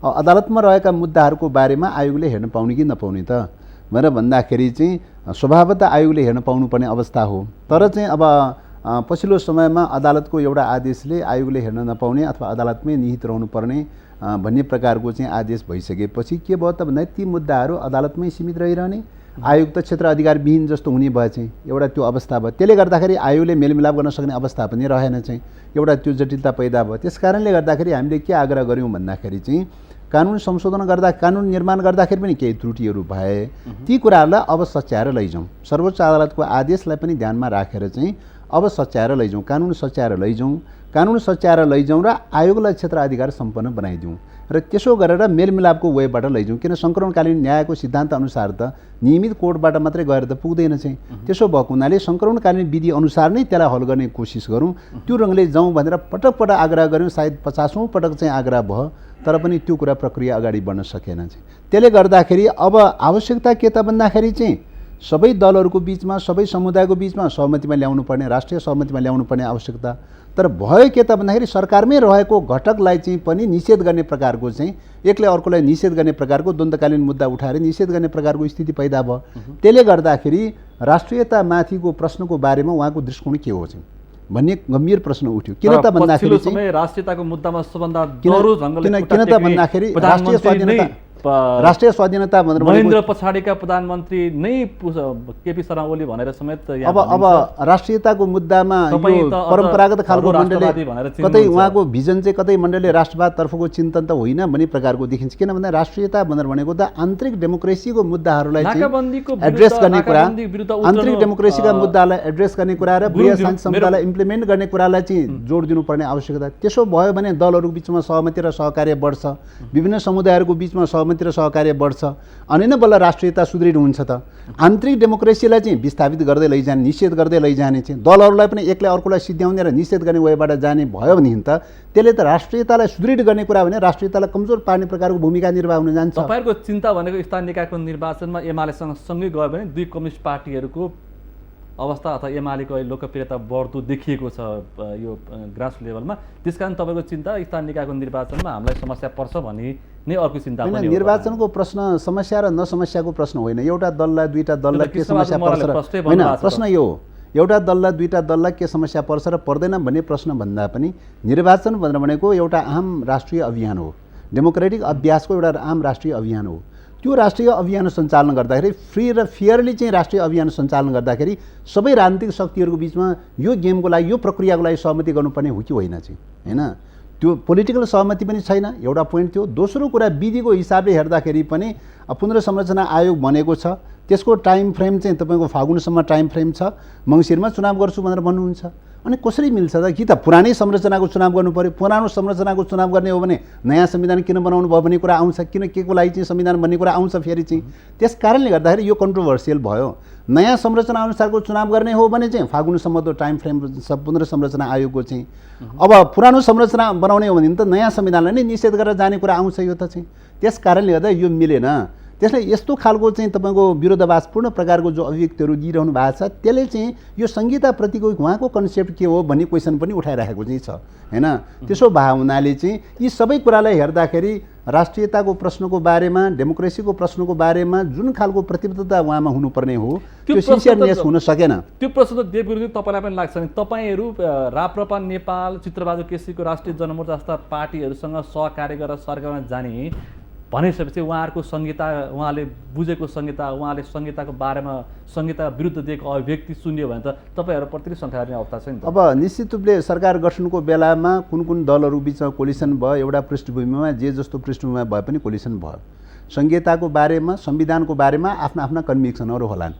यी सबै जे जस्ता कन्भिक्सनहरू भए पनि बहुदलीय व्यवस्थामा बहुविचार हुन्छ। बहुविचारमा स्वाभाविक रूपले के हुन्छ भन्दा संविधानका मुद्दाहरूमा, अन्तर्वस्तुहरूमा मतभेद हुनसक्छ, विमति हुनसक्छ।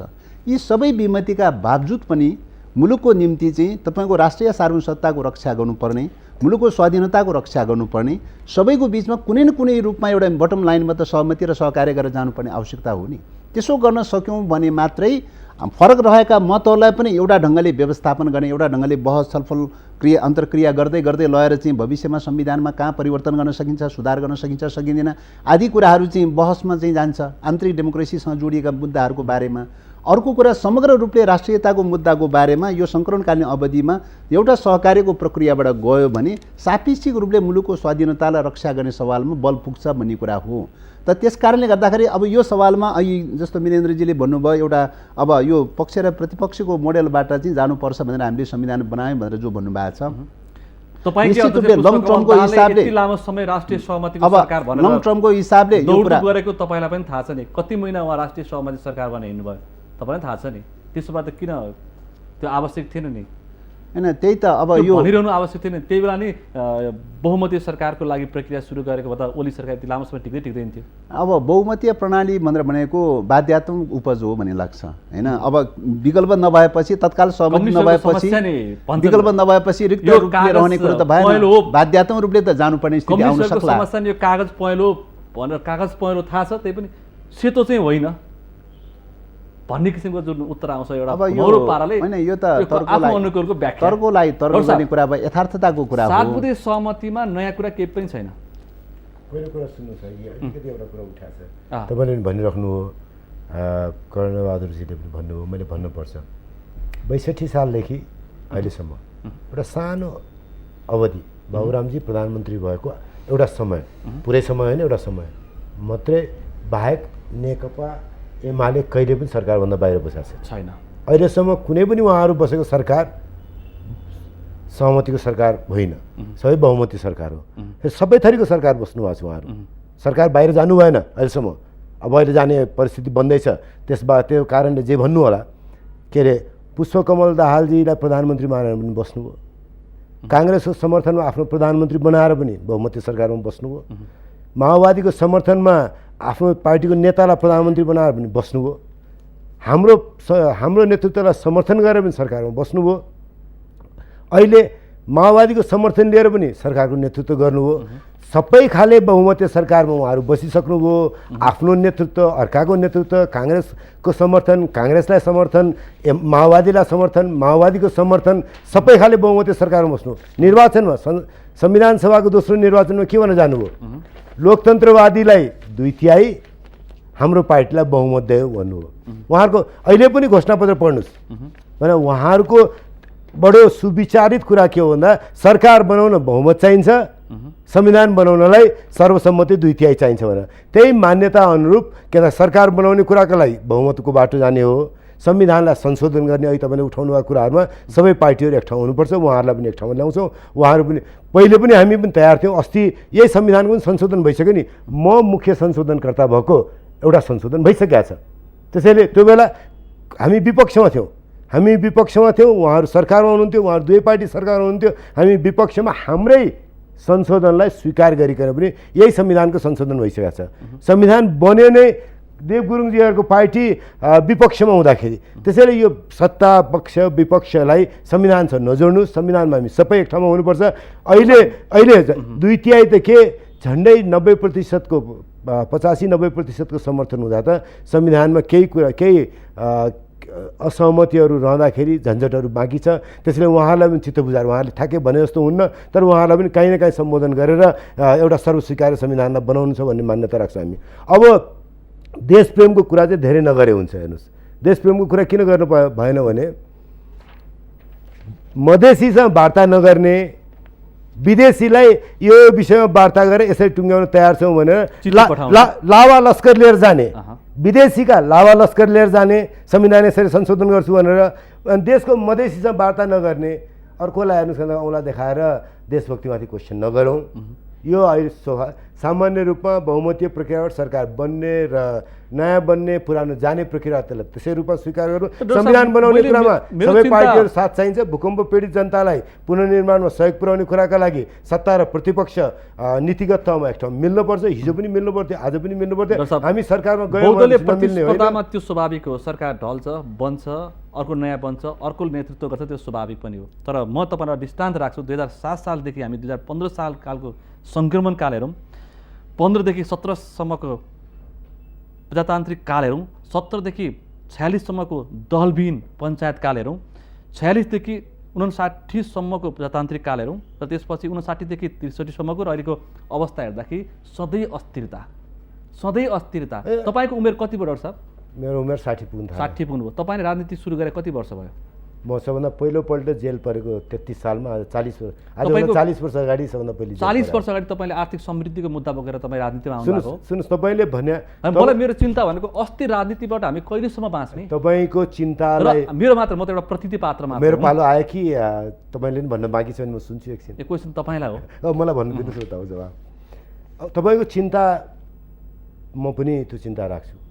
चिन्ता मात्रै होइन, त्यो चिन्तन र त्यसका लागि एउटा बाटो खोजेर अगाडि बढ्नुपर्छ भन्ने हाम्रो जिम्मेवारी पनि हो। त्यो गर्न नसकेकोमा नेपाली जनताले हाम्रा प्रति पुगेन है नेताहरू भनेर चित्त दुखाउनु भएको छ, त्यो पनि कुरा स्वीकार गर्छु म। तर यो खालि तर्क नगर्नुहोस्। राजतन्त्र हुँदाखेरि त राजा बाँचुन्जेलसम्म त राजतन्त्र हुन्थ्यो नि, त्यसले कहाँ पुग्यो? त्यसैले तपाईँ सरकारको स्थिरता, सरकार एउटै मान्छे, सत्ता एउटै मान्छेको हातमा, सत्ता कहिले परिवर्तन नहुने गरी राखिदिएपछि चाहिँ समृद्धिको बाटोमा जान्छ भनेर नभन्नुहोस्। हेर्नुहोस्, हिजो सोभियत युनियन समृद्धिको बाटोमा जान सकेन नि। तपाईँ उदाहरणको रूपमा प्रस्तुत भारतमा पनि हेर्नु त, तपाईँले कस्तो खाले कुरा गर्नुभयो भने मलाई भन्न दिनुहुन्न भने मैले त्यहीँ छोड्नु पर्यो। अमेरिकामा पानी परिरहेको बेला नेपालमा पनि पानी परेर कोही छाता ओढिरहेको छ नि। ल हेर है, अमेरिकामा पानी परिरहेको छ, नेपालमा छाता ओढाएको छ। अमेरिकामा पानी पऱ्यो भने नेपालमा छाता ओढ्नुपर्छ जस्तो खाले तर्क नगरौँ। नेपालका अरू समस्याका कारणले हामी गरिबी छ, बेरोजगारी छ। जुन मुलुकको 30 लाखभन्दा बढी नेपाली नौजवान मानिस बाहिर विदेशमा दुःख गरेर काम गर्न बाध्य छ। आज पनि जुन मुलुकको विकास खर्च, पुँजीगत खर्च सबै विदेशी सहयोगबाट हुन्छ। अहिले त हुँदा चालु खर्च पनि आफ्नो बुताले गर्न नसक्ने अवस्था छ। अनि खर्च गर्न पनि भएको पैसा पनि खर्च गर्न नसक्ने हाम्रो सरकारी संयन्त्र छ। यो खालको संरचना छ। यसमा समस्या एकातिर छ, सरकार कहाँ फेरियो भन्ने कुरा। त्यसो भने तपाईँले के भन्दा नेपालमा थुप्रो शहीद भयो, नेपालमा गरिबी छ। थुप्रो शहीद भयो भने त गरिबी हुँदो रहेछ भनेर थुप्रै शहीद हुनु गरिबीको कारण हो भन्ने त भन्नु भएन नि। थुप्रो शहीद यसकारण भयो कि गरिबीबाट मुलुकलाई बाहिर निकाल्नु पर्यो। गठबन्धनले कायापलट गर्छ भन्दा हामी भाषण गर्ने मात्रै कुरा गर्दैनौँ।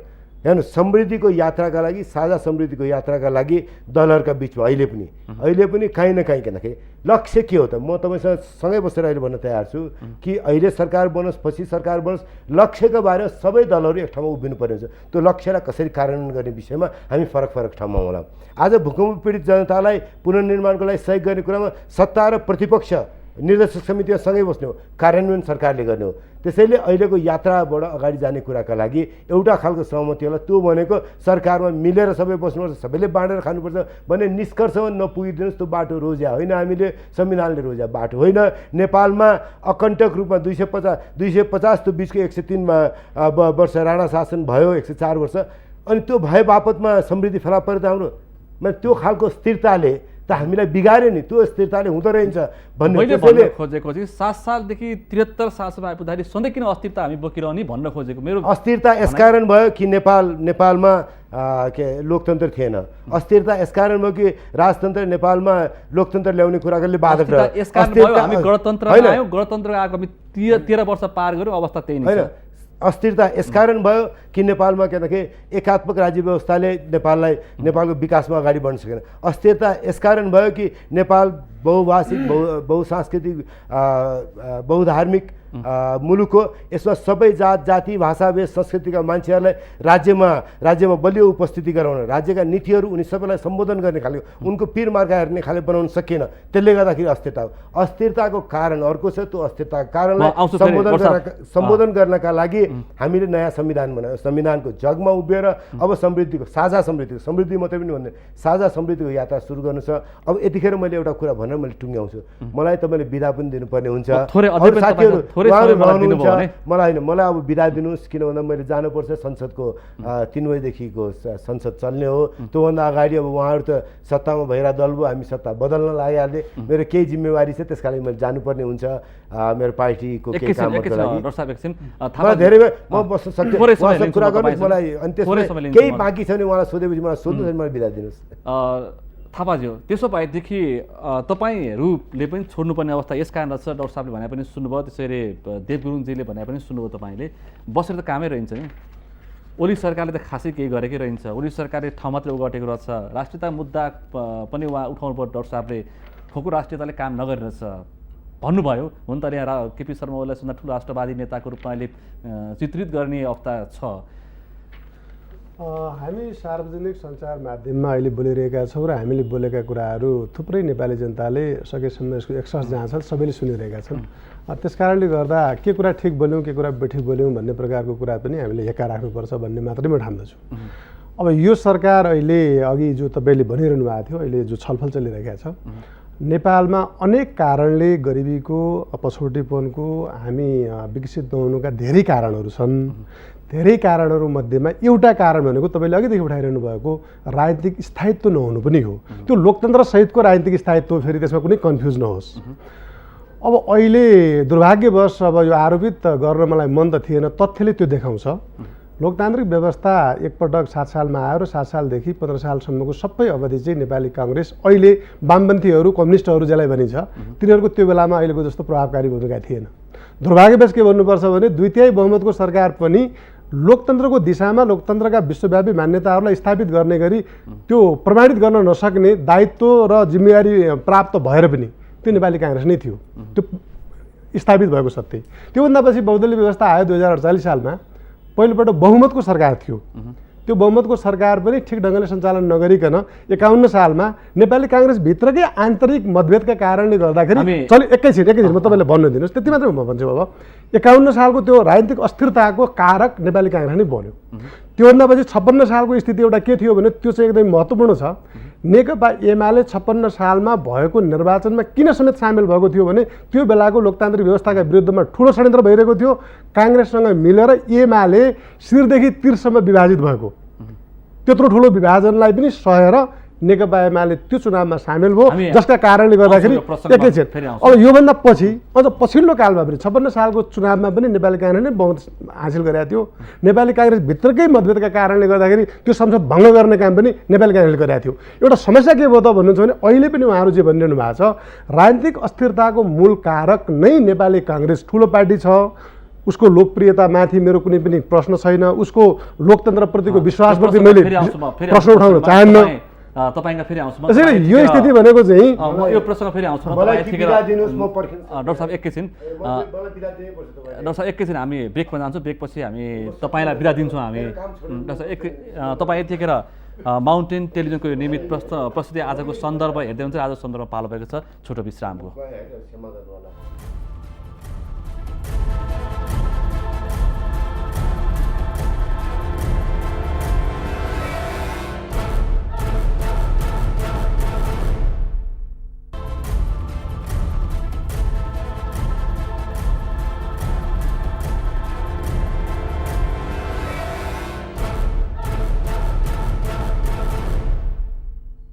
तपाईँलाई पुनः स्वागत छ। तपाईँ यतिखेर माउन्टेन टेलिभिजनको यो नियमित प्रस्तुति कार्यक्रम आजको सन्दर्भ हेर्दै हुनुहुन्छ र आजको सन्दर्भको विषय उठान रहेको छ अस्थिर राजनीति र अस्थिर राजनीति दिएको समस्या र सरकार परिवर्तनको जोर घटाउ सुरु भएको छ र त्यसले निम्ति आएको निराशा नै विषयवस्तुमा आज हामी कुराकानी गर्छौँ। र अहिले भने मसँग अतिथि हुनुहुन्छ नेकपा माओवादी केन्द्रका नेता देव गुरुङ र नेकपा एमालेका नेता कर्ण थापा। यहाँलाई पुनः स्वागत छ। म देव गुरुङज्यूबाट यो कार्यक्रमलाई फेरि सुरुवात गर्न चाहन्छु। अब जुन ढङ्गले यो भनिँदै थियो कि यो संविधान नै कार्यान्वयन हुँदैन र यो संविधान नै कोल्याप्स हुन्छ भन्ने किसिमको विश्लेषण भइरहेको थियो। अब यो सरकार परिवर्तनको चलखेल यताउति गर्दाखेरि अनि यो वैदेशिक हस्तक्षेप कुरा पनि आइरहेको छ। अहिले बन्न लागेको सरकार विदेशतिरै नै डिजाइन भएर आएको पनि भनिन्छ। यो समग्र हेर्दाखेरि चाहिँ यो संविधान कार्यान्वयन हुने अवस्था चाहिँ अलि समस्या देखियो होइन यो पछिल्लो घटनाक्रमले? निश्चित रूपले हामीले भन्दै आइरहेको विषय के हो त भन्दाखेरि राजतन्त्रको समाप्ति र गणतन्त्रको स्थापना को प्रक्रियामा अब मुलुकको चाहिँ एउटा प्रक्रिया क्रम भङ्ग भएर अर्को प्रक्रियामा सुरु हुने स्थितिमा ट्रान्जिसन पिरियडमा चाहिँ विभिन्न शक्ति केन्द्रहरूको चलखेल हुनसक्छ। अहिलेको युग भनेको एक प्रकारले सर्वहारा आन्दोलन र साम्राज्यवादकै युग हो। त्यसो भएको हुनाले विभिन्न ढङ्गले चलखेलहरू हुने र चाहिँ मुलुकको राष्ट्रिय अस्मितामाथि विभिन्न प्रकारका चलखेलहरू भइरहने खालको प्रवृत्तिहरू देखिन्छ र नेपालको स्थिति भनेर भनेको एक प्रकारले चलखेल हुने क्रममा चाहिँ आर्थिक सामाजिक राजनीतिक रूपले चलखेल हुने स्थितिमा कस्तोसम्म पनि पुगेको देखिन्छ भन्दाखेरि एक प्रकारको न्यू कोलोनाइजेसन अथवा नव औपनिवेशिक प्रकारको चरित्र पनि देखिन्छ, विशेषताहरू पनि देखिन्छ र अब तपाईँको सिधै प्रत्यक्ष रूपले चाहिँ सेना पुलिस प्रशासन ल्याएर हस्तक्षेप गरेको त देखिँदैन विदेशीले, तर डलरको माध्यमबाट विभिन्न प्रभावहरूको माध्यमबाट विभिन्न खालका माध्यमलाई अवलम्बन गरेर चाहिँ तपाईँको आफ्नो दलालहरू तयार गर्ने, दलालहरू बनाउने र दलालहरूलाई सत्तामा स्थापित गर्ने, नीति नियममा चाहिँ तपाईँको त्यो खालको चाहिँ नीति नियमहरू बनाउनलाई चाहिँ भूमिका खेल्ने, यसरी चाहिँ गर्दै लगेर मुलुकको प्राकृतिक स्रोत साधन लगायतका सबै कुराहरूको दोहन गर्ने, राजनीतिक अस्थिरता क्रिएट गर्ने, अराजकता क्रिएट गर्ने र प्रकारान्तर रूपले चाहिँ नेपाललाई विदेशीहरूको एउटा क्रीडास्थल बनाउने प्रकारको दिशामा लगेर राष्ट्रिय अस्मितालाई समाप्त गर्दै लैजाने ट्रेन्ड नै त्यो देखिन्छ। त्यसैले यो ट्रेन्ड देखिएको कारणले गर्दाखेरि नै हामीले चाहिँ वृहत शान्ति समझौता गरेर अब राजनीतिक दलहरूको बिचमा सहमति र सहकार्यको जरुरी छ भनेर वृहत शान्ति समझौताको दिशातर्फबाट अगाडि बढेको हो। यो क्रममा निश्चय पनि कयौँ सकारात्मक परिवर्तनहरू भए, त्यसलाई संस्थागत गर्दै अरू मतलब बाँकी रहेका विषयहरू थप उपलब्धिहरू प्राप्त गर्दै र सहकार्य गर्दै अगाडि बढ्नुपर्ने अवस्था हो। तर विडम्बनाको विषय के भयो भन्दाखेरि अस्थिरता र अराजकता बढ्दै गइरहेको अवस्था छ। कहाँनिर के विवाद पैदा हुन्छ त्यही विवादको प्रश्नलाई हावी गराइदिने, विवादको प्रश्नलाई उठाइ गर्ने र त्यही विवादको आधारमा दलहरू बिचमा फ्र्याक्सन गर्दै लैजाने, दलहरू बिचमा फ्र्याक्सन गर्ने, समाजमा पनि समुदायगत हिसाबले पनि फ्र्याक्सन गर्दै लैजाने, यो टेन्डेन्सीहरू प्रबल देखिन्छ। त्यस कारणले गर्दाखेरि हामीले सहमति र सहकार्यकै कुरा गरिरहेको अवस्था हो। त त्यसो हुँदाहुँदै पनि जतिपटक कुराकानी गरियो तर सहमति र सहकार्य हुन नसकेर बहुमतको प्रणालीबाट गइरहेको चाहिँ छ, सत्ता पक्ष र विपक्षीय प्रणालीबाट गइरहेको छ। सत्ता पक्ष र विपक्षीय प्रणालीबाट जाँदाखेरि अब बाध्यात्मक रूपले अन्तर्गत एउटा चाहिँ मतलब सरकार बनाउनु पर्ने स्थिति आउने कुरा एउटा पाटो भयो, तर पनि चाहिँ गर्नुपर्ने कुरा हुनुपर्ने कुरा त फेरि पनि सहमतिकै यात्राबाट अगाडि बढ्ने कुरा हो। त्यसकारण सहमतिको यात्राबाट अगाडि बढ्न सकेन भने निश्चित रूपले बाह्य शक्ति केन्द्रहरूले विभिन्नले चाहिँ चाहे अनुसार चाहिँ हुँदैन निरपेक्ष रूपले भन्न पनि सकिँदैन। त्यसो भएको हुनाले हाम्रो आग्रह के हो त भन्दाखेरि ओलीजीकै नेतृत्वमा चाहिँ सहमति बनोस् भन्ने हाम्रो इच्छा आकाङ्क्षा हो, तर यो हुन सकिरहेको छैन। फेरि पनि के हो त भन्दाखेरि चाहिँ उहाँको लिडरसिपमा हुन नसकेको अवस्थामा अरू कसैको लिडरसिपमा हुन सक्दैन त, अथवा कुनै दलको नेतृत्वमा हुन सक्दैन त, फेरि पनि यो अभ्यास गरौँ भन्ने चाहिँ हाम्रो आग्रह त्यो हो। त्यसो भएको हुनाले यो रूपले चाहिँ हामी गइरहेका छौँ र त्यो क्रममा चाहिँ हुनसक्छ यदि सहमति हुन सकेन, विधिमा गयो चाहिँ प्रक्रियामा गयो, संसदीय प्रणालीको हिसाबले अल्पमत बहुमतको प्रणालीबाट विश्वास अविश्वास आदिको प्रणालीबाट गयो चाहिँ उहाँले ओलीजीले रिजाइन गर्नु भएन र चाहिँ विधिमै जान्छु भनेर चाहिँ उहाँले त्यो रूपले जान थाल्नुभयो भने अब विधिमा गइसकेपछि के हुन्छ त भन्दाखेरि तपाईँको विधिको व्याख्या गर्दै जाने क्रममा सुप्रिम कोर्टमा पुग्छ। सुप्रिम कोर्टमा पुगिसकेपछि कानुनको नौसिङ हुन्छ भनेर भन्छन्, कता पुग्छ र कता पुग्दैन भन्न सकिँदैन चाहिँ। त्यसले त्यो रूपले हुँदै जाँदाखेरि चाहिँ भविष्यमा चाहिँ तपाईँको फेरि प्राप्त सीमित उपलब्धिहरू पनि गुम्दै जाने र चाहिँ मुलुकको स्थिति झनै अराजक ठाउँमा पुग्न सक्ने सम्भावनालाई पनि अस्वीकार गर्न सकिँदैन। त्यसो भएको हुनाले यिनै कुरालाई ध्यानमा राखेर चाहिँ अब मौखिक संवादको तरिकाबाट एउटा समझदारीको हिसाबले सहमतिको लागि यात्रा गरौँ भनेर चाहिँ भन्दा चाहिँ सहमत हुन नसकिरहेको अवस्थामा चाहिँ अब विरोधको प्रक्रियाबाट पनि सहमतिमा ल्याउने तरिका अपनाउँदाखेरि रिजाइन गर्नुपर्ने अथवा सरकारबाट हट्नुपर्ने अवस्था पैदा भएको अवस्था। एमालेमा देखिएको छ माधव कुमार नेपाल र झलनाथ खनाल पक्षहरू चाहिँ यो सरकार त्यति आवश्यक छैन भन्ने निष्कर्ष हुन्छ। तपाईँहरूको पार्टीमा पनि नारायण काई श्रेष्ठहरू यो सरकारलाई निरन्तरता दिनुपर्छ भन्ने पक्षमा देखिनु भएको छ। पार्टीभित्रकै विवादका बीच पनि तपाईँहरू अगाडि बढिरहनु भएको छ। अब होइन, पार्टी भनेपछि विचारहरू त्यही विविध विचारहरू उठ्नै सक्दैन भनेर एउटा निर्णयमा त एकता उठ्न सक्छ, विविध विचारहरू उठ्न सक्छ होइन, मतभेदहरू हुनसक्छ, निरपेक्षले मतभेदै नहुने भन्ने चाहिँ हुनसक्छ। तर ती सबैका बावजुद पनि के कुरामा के स्पिरिटमा सहमति हो भन्दाखेरि चाहिँ तपाईँको अब अहिलेको गभर्मेन्टबाट अब अपेक्षाकृत रूपमा द्वन्द्वकालीन मुद्दाहरू हल हुन सकेन होइन, सम्बोधन गर्ने दिशातर्फ पहल हुन सकेन, एउटा पोइन्ट त्यो। दोस्रो कुरा मधेसीहरूसँग सहमति र संवादमा लिएर आउनु पर्ने त्यो हुन सकेन, दुईवटा फ्याक्ट देखियो। तेस्रो कुरा चुनावमा जानुपर्ने अवस्था छ, दलहरू बिचमा सहमतिको बाटोमा उहाँ लागिरहनु भएको छैन। अब यसले गर्दाखेरि चाहिँ के हुन्छ त भन्दा प्रकारान्तरले यो दिशाले गर्दाखेरि के हुन्छ भन्दा दलहरू बिचमा झन् विवाद पैदा हुँदै जाने अनि यो दिशातर्फ जाँदाखेरि त अब सङ्घीय गणतन्त्र यद्यपि जनताले पूर्ण अपेक्षा गरे अनुसारको सङ्घीय गणतन्त्र नआएको भए तापनि कमसेकम सङ्घीय गणतन्त्र त आएको छ, एक हदसम्म सङ्घीय गणतन्त्र त आएको छ। त्यो अवस्थामा जे जति प्राप्त भएको छ त्यसलाई त स्थापना गर्नु पर्यो होइन, त्यसलाई स्थापना गरेर अधुरो र अपुरो कुराहरूलाई नपुगेको कुरालाई फेरि पनि पहल गर्नु पर्यो। यो सँगै म अर्को प्रश्न जोड्छु। तपाईँहरूले भन्नुभएको छ प्रधानमन्त्री केपी शर्मा ओलीले सहज ढङ्गले राजीनामा दिएनन् भने बजेट पारित गर्न दिनु भनेर तपाईँ माओवादीले चाहिँ निर्णय गरेको छ, त्यो त बेइमानी हुन्छ नि होइन। अब बजेटको बारेमा पनि यस्तो भयो, बजेटको बारेमा पहिले नै चाहिँ तपाईँको गत वैशाखमै गरेको सहमति अनुसार बजेट पास गरिदिने होइन, बजेट पास गरिदिने। तर यो 9 बुँदे सहमति अनुसारको क्रियान्वयनको पाटोको बारेमा यो क्रियान्वयन हुन नसकेको स्थितिमा के गर्ने त, विकल्प पनि उहाँहरूले एउटा अन्डरस्ट्यान्डिङ बनाउनु भएको छ नि होइन। त्यो कुरालाई स्वयं एमालेका नेताहरूले पनि स्वीकार गर्नु भएको छ कि यो प्रकारको स्थितिमा चाहिँ तपाईँको लिडरसिप चेन्ज गरेर भए पनि हामीले सहमति जुटाउने कोसिस गर्नुपर्छ भन्ने कुरा त भएको छ। अब लिडरसिप चेन्ज गरेर भए पनि सहमति जुटाउने कोसिस गर्नु पर्यो भन्ने कुरा जो चाहिँ विगत कालमा जो अन्डरस्ट्यान्डिङ बनेको थियो, समझदारी बनेको थियो, त्यो कुरालाई त अहिले आएर के भन्नुहुन्छ त भन्दाखेरि ओलीजीले त होइन यो चाहिँ यो कुरा त म मान्दिनँ होइन, यो स्वीकार गर्दिनँ, यो त मैले तत्कालै अस्वीकार गरेको हुँदैन भनेर भन्नुभयो। अब तत्काल प्रधानमन्त्री पोस्टमा हुनुभएको हुनाले उहाँले चाहिँ अब स्वीकार गर्दाखेरि चाहिँ अब कसरी सरकार सञ्चालन गर्ने भन्ने कारणले प्राविधिक कारणले त्यो भाषा बोल्ने कुरा एउटा पाटो हो। तर अहिले आउँदाखेरि बजेट पारित गर्न दिन्छ दिन्न माओवादीले यदि प्रधानमन्त्री केपी शर्मा ओलीले राजीनामा दिएन होइन। बजेटको बारेमा त त्यही बेलामा गरेको एग्रिमेन्टमै बजेट पास गरिदिने भनेर त त्यही बेलामा एग्रिमेन्ट गरिसक्नु भएको छ। अनि फेरि हिजो तपाईँको निर्णय के हो त त्यसो भए? होइन, बजेटको प्रश्नको बारेमा त एक प्रकारले त बजेट त अनुमोदन भइसक्यो त होइन, बजेट त स्वीकृत भइसक्यो त एक प्रकारले होइन। त्यस कारणले गर्दाखेरि बजेटको बारेमा त्यही बेलामा नै बजेट थ्रु गरिदिने भनेर चाहिँ सहमति गरेको देखिन्छ। अब त्यही बेलामा बजेट थ्रु गरिदिने भनेर सहमति गरेको कुरालाई चाहिँ माओवादीले चाहिँ इमान्दारितापूर्वक अवलम्बन गरेको देखिन्छ होइन। बजेट थ्रु गरिसकेपछि चाहिँ तपाईँको राष्ट्रिय सहमति जुटाउन नसकिरहेको अवस्थामा काँध फेर्ने अथवा नेतृत्व फेरेर भए पनि सहमति जुटाउनु पर्यो भन्ने कुराको दिशामा जानुपर्छ भन्ने कुरामा चाहिँ प्रधानमन्त्री ओलीजी चाहिँ मान्नु भएन चाहिँ। समस्या त्यही हो चाहिँ। भद्र सहमति नमान्नुको कारण चाहिँ के हो? आखिर एक किसिमले तपाईँका आज मात्रै बोल्नु भएको छ तपाईँको उपाध्यक्ष वामदेव गौतमले, हिजो मात्रै बोल्नु भएको छ झलनाथ खनालले, एक किसिमको भद्र सहमति भएको थियो र त्यो कार्यान्वयन गर्नुपर्छ भनेर सङ्केत गर्नुभएको छ।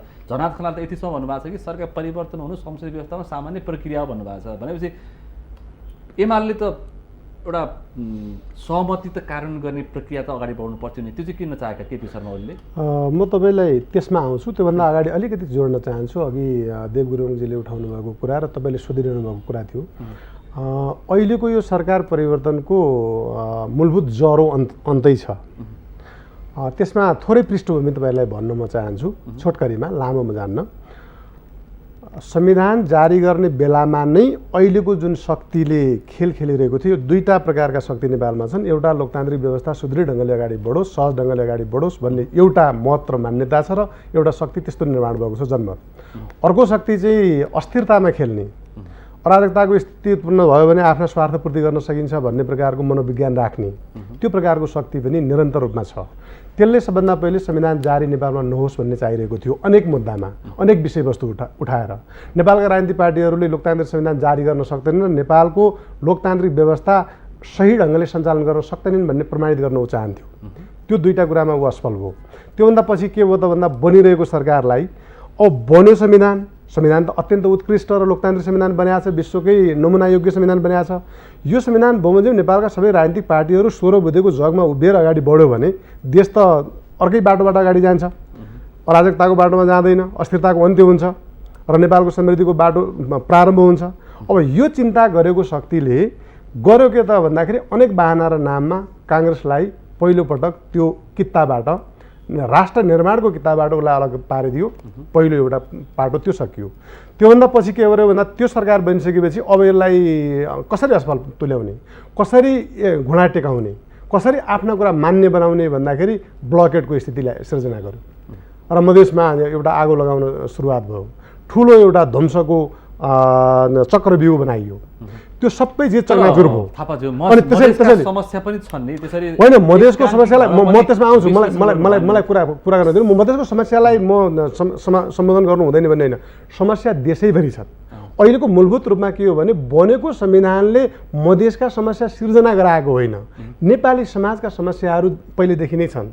नेपाली समाजमा तमाम प्रकारका अन्तर्विरोधहरू छन्, असमानताको स्थिति छ, शोषणको स्थिति छ। त्यसको अन्त्य गर्ने गरी त संविधान बनाइसक्यौ नि त। संविधान बनाएर समस्या सिर्जना गरे होइन। तपाईँकै पार्टीभित्र चाहिँ समस्या किन? तपाईँकै पार्टीमै एकरूपता नहुनु। म त्यसमा आउँछु। यो कुरा म तपाईँलाई कम्प्लिट गरिहालौँ। त्यसपछि त्यो सरकारलाई घुँडा टेकाउने खालको प्रयत्न भयो। त्यसमा यो सरकारले घुँडा टेकेन, सिँगै नेपाली जनताको साथ समर्थन लिएर त्यसमा माओवादी समेतको, प्रचण्डको पार्टी समेतको पनि समर्थन लिएर यो सरकारले पहिलोपटक केपी ओलीको नेतृत्वमा अब यो देश कुनै पनि शक्तिका अगाडि झुक्दैन, यो देश स्वतन्त्र ढङ्गले सञ्चालन गर्नका निम्ति नेपालका राजनीतिक पार्टीहरू सक्षम छन्, यिनीहरू चलाउन सक्छन्, यिनीहरूले लोकतन्त्रका विश्वव्यापी मान्यता बमोजिम देशलाई डोर्याउन सक्छन् भन्ने कुरा चाहिँ स्थापित गर्यो। त्यसपछि त्यसले प्रयत्न गर्यो अघिल्लो पटक कि यो सरकारको निरन्तरता भइरह्यो भने आफ्ना स्वार्थहरू पुरा हुँदैनन् भनेर सत्ता गठबन्धनभित्रै रहेको माओवादीलाई वैशाखको महिनामा फेरि अलग्याउने कोसिस भयो। त्यो बेलामा त्यो परिस्थितिलाई पनि सम्हालेर यो अगाडि बढ्यो। अब आउँछ त्यहाँनिर 9 बुँदे र 3 बुँदेको कुरा, त्यहाँबाट सुरु भयो। भन्नाले मैले के भन्न खोजेको तपाईँलाई सारमा भने एउटा शक्ति निरन्तर रूपमा नेपालमा अस्थिरता चाहन्छ, अराजकताको स्थिति चाहन्छ, त्यसभित्र आफ्नो स्वार्थ सिद्धि गर्न चाहन्छ र अर्को शक्ति, अर्को मनोविज्ञान, अर्को जनमत भनेको नेपाललाई सुदृढ बनाउने, नेपाललाई स्वतन्त्र अस्तित्वका साथ अगाडि बढाउने, नेपाललाई सार्वभौम बनाउने र यसलाई चाहिँ आत्मनिर्भर राष्ट्र बनाउने, यो दुईटा शक्तिका बिचमा अहिले द्वन्द्व भइरहेको छ। र यो पछिल्लो कदम भनेको नेपाललाई अस्थिर बनाउने शक्तिले अब अझ फेरि उसले हात हाल्यो र उसको हात माथि पर्ने खालको स्थिति बन्यो। अघि तपाईँले भन्दै हुनुहुन्थ्यो केपी ओली प्रधानमन्त्री हुने नहुने, एमाले सरकारमा हुने नहुने त्यति धेरै ठुलो चासोको कुरा होइन। केपी ओलीले के गरिदिनु भएको छ त भन्दाखेरि अघि के गर्यो त एमाले, केपी ओलीले के गर्यो भन्ने प्रश्न पनि आएको थियो नि। एउटा राष्ट्रियताका सन्दर्भमा त हामीले यहाँ जेसुकै बनौँ, कुनै एउटा नागरिकलाई बाटोमा गएर सोध्नुहोस् राष्ट्रियताका मामलामा यो सरकारले राम्रो काम गरिरहेको छ कि छैन भन्न भन्यो भने त्यो प्रश्न नै होइन, आम नेपाली जनताको समर्थन छ। सबभन्दा ठुलो कुरा राष्ट्रियताको जगेर्ना कसरी हुन्छ त भन्दा नेपाल परनिर्भर बनाइएको छ र अझ यो भारत बेष्टित थियो, भूपरिवेष्टित मात्रै होइन। अहिले नेपालको इतिहासमा देखिने गरी स्थापित भएको सत्य के हो त भन्दा चीनसँग गरिएको सम्झौता, त्यो पारवान सम्झौता हिजो बीपी कोइरालाले पनि कोसिस गर्नुभएको थियो, सक्नु भएन। म इमान्दारिताका साथ तपाईँलाई भन्छु। कृष्णनिधि विष्टले गर्न खोज्नु भएको थियो, सक्नु भएन। त्योभन्दा अगाडि टङ्कप्रसाद आचार्यले पनि गर्न खोज्नु भएको थियो, उहाँले सक्नु भएन। त्योभन्दा पछिका तमाम प्रयत्न, महेन्द्र जस्तो राजाले चाइनाको समर्थनमा पञ्चायती व्यवस्था ल्याएका थिए र चीनमा भएका कतिपय कार्यक्रमिक कुराहरू त्यो बेला नेपालमा आए, तर पनि भारतको दबावमा पारवान सन्धि हुन सकेको थिएन। नेपालको इतिहासको पहिलो व्यक्ति हुनुहुन्छ केपी शर्मा ओली। तपाईँ जति राष्ट्रियताका मुद्दाहरू, राष्ट्रियताका विषयमा यति जोरदारका साथ उठाइरहँदा पनि तपाईँकै पार्टीभित्रका प्रमुख नेताले नि त ओली सरकारलाई निरन्तरता यो विषयमा मतभेद छैन। म त्यसमा आउँछु। यो विषयमा एमालेमा मतभेद छैन, यो विषयमा सबै नेपाली जनतामा मतभेद छैन। अर्को कुरा म तपाईँलाई भन्छु, देशको कुरा गर्दाखेरि पारवान सन्धि मात्रै होइन, अहिले जो ट्रान्समिसन लाइन नेपाल र चीनको बिचमा बन्ने भनेको छ, यो अद्भुत र दूरगामी प्रभाव पार्ने राष्ट्रका निम्ति ती कामहरू नेकपा एमालेको सरकारले गरेको छ। अर्को म तपाईँलाई एउटा कुरा उजागर गर्न चाहन्छु यो तपाईँको टेलिभिजन मार्फत। अहिले के भएको थियो त भन्दाखेरि यो सरकारको विश्वासले प्रधानमन्त्री केपी शर्मा ओलीले गर्नुभएको राष्ट्रभक्तिको कामलाई विश्वास गरेर चीन जस्तो देशले विश्वास गरेर चीनको राष्ट्रपतिको भ्रमण हुने लगभग निश्चित भएको थियो।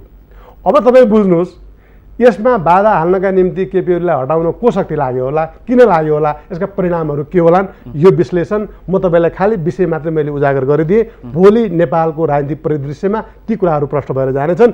चीनको राष्ट्रपतिले नेपालमा भ्रमण गर्ने कुराको अन्तर्राष्ट्रिय महत्त्व के हुन्छ, राष्ट्रको गौरव र राष्ट्रको के अरे अस्मिताका निम्ति त्यो कति महत्त्वको हुन्छ। राष्ट्रियता मुद्दा सँगसँगै मैले तपाईँको नेताहरू बिचको त्यो टकरावको बारे सोधेको थिएँ। यही सरकारलाई ढाल्नको लागि, यही सरकारलाई विघटन गर्नको लागि तपाईँका शीर्ष दुई नेता माधव कुमार नेपाल, झलनाथ खनालले कति प्रयास गर्नुभयो तपाईँलाई पनि थाहा छ? होइन, उहाँहरूले त्यसमा प्रयास गर्नुभएको भन्ने कुरा होइन। उहाँहरूले भन्नुभएको बाहिर सार्वजनिक भएको कुरा के हो भने अघिल्लो पटकको सरकार यी मैले भनिसकेँ एउटा मात्रै अनि त्यो शक्तिको अहिलेको उद्देश्य के हो भने केपी ओली हटाउने, पार्टी पनि होइन। किन केपी ओली भन्ने व्यक्ति चाहिँ राष्ट्रियताका मामलामा यति धेरै अडिए जसले नेपालमा एउटा नयाँ प्रकारको राष्ट्रिय जागरण पैदा गर्यो। हो, त्यो कुराका निम्ति अरू जोसुकै हुन् जेसुकै हुन् केपी ओली हटाउने भन्ने प्रकारको कुराका निम्ति गरिएको जुन प्रयत्न थियो त्यो बेलामा ठिक हो। देवगुरुङजीले पनि भन्नुभयो, अरूले पनि भन्न सक्नुहुन्छ, मलाई पनि जानकारी छ। त्यो सरकारलाई बजेट पनि ल्याउन नदिने, नीतिगत कार्यक्रम पनि ल्याउन नदिने भनेपछि एमाले गर्न खोजेको कुरा के हो भन्ने कुरा बाहिर आउनै नदिने प्रयत्न जुन थियो, त्यसका निम्ति हामी बजेटबाट सम्बोधन गर्छौँ, नीतिगत कार्यक्रम ल्याउन दिनुहोस्, त्यसपछि राजनीतिक सहमतिका आधारमा गरौँला भन्ने कुरा थियो। म तपाईँले यो टुङ्गाइहालौँ। अब भएको के हो भन्दाखेरि अघि देवगुरुजीले पनि भन्नुभयो र 3 बुँदेको जहाँसम्म प्रश्न छ, ल ठिक छ भएको छ भने पनि कसको बिचमा भएको छ त भन्दाखेरि एमालेको अध्यक्ष केपी शर्मा ओली, माओवादी केन्द्रको अध्यक्ष प्रचण्ड, त दुईटाका बिचमा सहमति भएको चिज त्यो त विवाद गरेर कुनै बहस गरेर कुनै मतमतान्तर गरेर त्यो कार्यान्वयन हुने चिज त होइन नि। त उहाँहरूले कार्यान्वयन गर्न सक्नुहुन्छ र त्यसको अवधि बाँकी छ अझै यदि भएको छ भने पनि। त्यो के भने बजेट त अझै पनि तपाईँले अघि भन्नुभयो, बजेटको विनियोजित बजेट जो जिल्ला जिल्लामा विनियोजित भएको छ हरेक शीर्षकका, त्यो बजेट मूलभूत रूपमा पारित भइसक्यो। त्यो 24 गते पारित भयो। तर अब त्यो ऋण उठाउने बजेट र त्यससँग सम्बन्धित दुईटा विधेयक अहिले पनि बाँकी छ। त त्यो त आज त्यसलाई पारित गर्ने कुरा थियो नि, के ढिलाइ भएको थियो? हुनसक्छ दुईजनाका बिचमा राष्ट्रपतिको भ्रमण, चिनिया राष्ट्रपतिको भ्रमण पनि नेपालमा होस्, नेपाल एउटा सुस्थिर गतिमा अगाडि बढोस्, नेपाली जनतामा सृजना भएको आशा अझ अलिकति घनीभूत हुँदै जाओस्। ठिक छ, त्योभन्दा पछि तपाईँ चलाउनुहोस् भन्न सक्ने ठाउँ छ नि त, किन हतारिनु भएको हो? त्यस कारणले हतार उहाँको होइन, अरू कसैको छ यहाँ। यो के का निम्ति भन्दा नेपालमा अस्थिरता कायम गर्ने, अराजकताको स्थिति खडा गर्ने, त्यही अराजकता र अस्थिरतामा नेपाल राष्ट्रलाई अगाडि बढ्न नदिने, समृद्धिको दिशामा जान नदिने, नेपालका राजनीतिक पार्टीका नेताहरूलाई स्वतन्त्र चिन्तनका साथ अगाडि जान नदिने, आफ्नै चेतना र विवेकले चल्न नदिने शक्तिको खेल यहाँ भइरहेको छ। यसमा नेपालका राजनीतिक दलका नेताहरू फस्नु भएको छ। मलाई बडा दुःख लाग्छ यसमा। यो दुःखद परिस्थिति हो। पार्टीका शीर्ष नेताहरू पनि, केही नेताहरू पनि फसेको अवस्था हो। उहाँहरूले भनेको खालि ठिक छ, उहाँहरूको कुरा म तपाईँले बताइदिन्छु, आज केही फरक पर्दैन यो। उहाँहरूको भनाइ के हो भने यही अहिलेको समीकरण कायम राखौँ, प्रधानमन्त्रीमा प्रचण्डलाई भयो भनेपछि निरन्तरता भइहाल्छ भन्ने उहाँहरूको सोझो बुझाइ थियो। तर त्योभन्दा पनि सघन ढङ्गले काम भित्रभित्र के भएको थियो भने त्यो सहमति हुन नदिने, जसरी भए पनि अहिले दुईटा वामपन्थी दलहरू मिलेर यिनीहरूले समृद्धिको दिशामा अलिक फरक ढङ्गले जान थाले, यिनलाई जसरी भए पनि अलग गर्नै पर्दछ भन्ने त्यो शक्तिको भित्री छुट्टै तयारी छँदै थियो। त्यो तयारी बुझ्न नसकेर भएका केही त्रुटिहरू प्राविधिक रूपमा भएका छन्। तर एमालेका नेताहरूले यो सरकार हटाएर कुनै लाभ हुन्छ एमालेलाई, यो राष्ट्रलाई लाभ हुन्छ भनेर अरूहरू कोही परे जस्तो, कुनै अरू शक्ति परे जस्तो एमालेका नेताहरू चाहिँ त्यसमा पर्नु भएको छैन। गुरुजी, हामी कार्यक्रमको अन्तिम चरणमा छौँ। अब यो प्रक्रिया कसरी अगाडि बढ्छ र अब माओवादीको भावी रणनीति के हुन्छ? पहिलो कुरा त कर्णजीले उठाउनु भएका केही विषयहरू सुरु गरौँ। अब यसको समस्याको जरा अन्तै छ अथवा चाहिँ बाह्य शक्ति केन्द्रहरूमा छ भन्ने प्रकारको कुरा र अब ओलीजी राष्ट्रवादी हो, राष्ट्रवादी भएको हुनाले उहाँको सरकारलाई चेन्ज गर्नलाई पहल गरियो भन्ने कुरा चाहिँ कुराको जहाँसम्म छ। अब घटनाक्रममा के हो त भने मैले अघि सुरुमा पनि भने निश्चय पनि भारतले नेपालमाथि नाकाबन्दी गरिरहेको अवस्थामा उहाँको भूमिका सकारात्मक देखिएकै हो। यद्यपि त्यसको पछाडि भारतीय सत्ताधारीहरूको बिचको कन्ट्राडिक्सनले कति काम गरेको छ त्यो समीक्षाको विषय हो हैन। त्यो सबै कुराहरू उजागर हुन बाँकी छ। पहिलो कुरा त्यो। दोस्रो कुरा चीन एक मिनट सुन्नुहोस् है। दोस्रो कुरा चीनसँगको रिलेसनको सवालमा नाकाबन्दी भएको अवस्थामा विकल्पको रूपमा उत्तरतिर चाहिँ तपाईँको पेट्रोलियम पदार्थ आपूर्ति गर्ने कुरा लगायतका विषयहरूको बारेमा नाका खोल्नका लागि चाहिँ पटक पटक तागिदा गरिएको कुरा हो। तर चाहिँ उहाँले पछिल्लो समयमा त्यो नखोल्ने मात्रै होइन, जुन टाइममा भ्रमण गर्नुभयो भ्रमण गर्ने बेलामा एजेन्डा शुद्ध चिनीहरूले प्रस्ताव गरेर मात्रै त्यो चाहिँ 15 बुँदे सहमतिमा एजेन्डामा सहमति हुनुभएको छ। सबै त होइन, तर अधिकांश मेजर मुद्दाहरूको बारेमा चिनीहरूले प्रस्ताव गरेर मात्रै उहाँले सहमति गर्नुभएको छ। एउटा कुरा त्यो। तेस्रो कुरा चाहिँ त्यो सहमति गरिसकेपछि त्यो क्रियान्वयनको लागि पहल गर्नुपर्ने हो कि होइन चाहिँ, क्रियान्वयनको लागि कति पहल गर्नुभयो चाहिँ त्यो इतिहास साक्षी छ। क्रियान्वयनको लागि कति पहल भएको छ भन्ने कुरा। त्यो अर्को कुरा। चौथो कुरा के हो त भन्दाखेरि चाहिँ सी जिनपिङ आउने कुरा कन्फर्म हो भने त्यसको लागि सहमतिको लागि सम्झौताको लागि तपाईँको तयारी गर्नुपर्ने हो कि होइन हैन। त्यो गम्भीरतापूर्वक तयार गर्नुपर्ने हो कि होइन। अहिलेसम्म हामीलाई जानकारी भएअनुसार थाहा भएअनुसार चाहिँ सन्धि सम्झौताको लागि उहाँले कुनै पनि तयारी गर्नुभएको छैन। चौथो कुरा त्यो। पाँचौँ कुरा चाहिँ के हो त भन्दाखेरि चाहिँ अब दलहरूको बिचमा सहमति र सहकार्यलाई निरन्तरता दिनका लागि चाहिँ तपाईँको माओवादीसँग गत वैशाखमा अथवा गरिएको 9 बुँदे सहमतिलाई क्रियान्वयन गर्नलाई पहल गर्नुपर्ने। क्रियान्वयन गर्नलाई केही छुटपुट भयो, केही सीमा र कमजोरी भएको भए पनि कमजोरी भयो, सहमति त भएको हो, कमजोरी भयो, म फेरि गर्न सक्छु, म फेरि पहल गर्न सक्छु, टाइम चाहियो, टाइम लिउँ भनेर भन्न सक्नुहुन्थ्यो।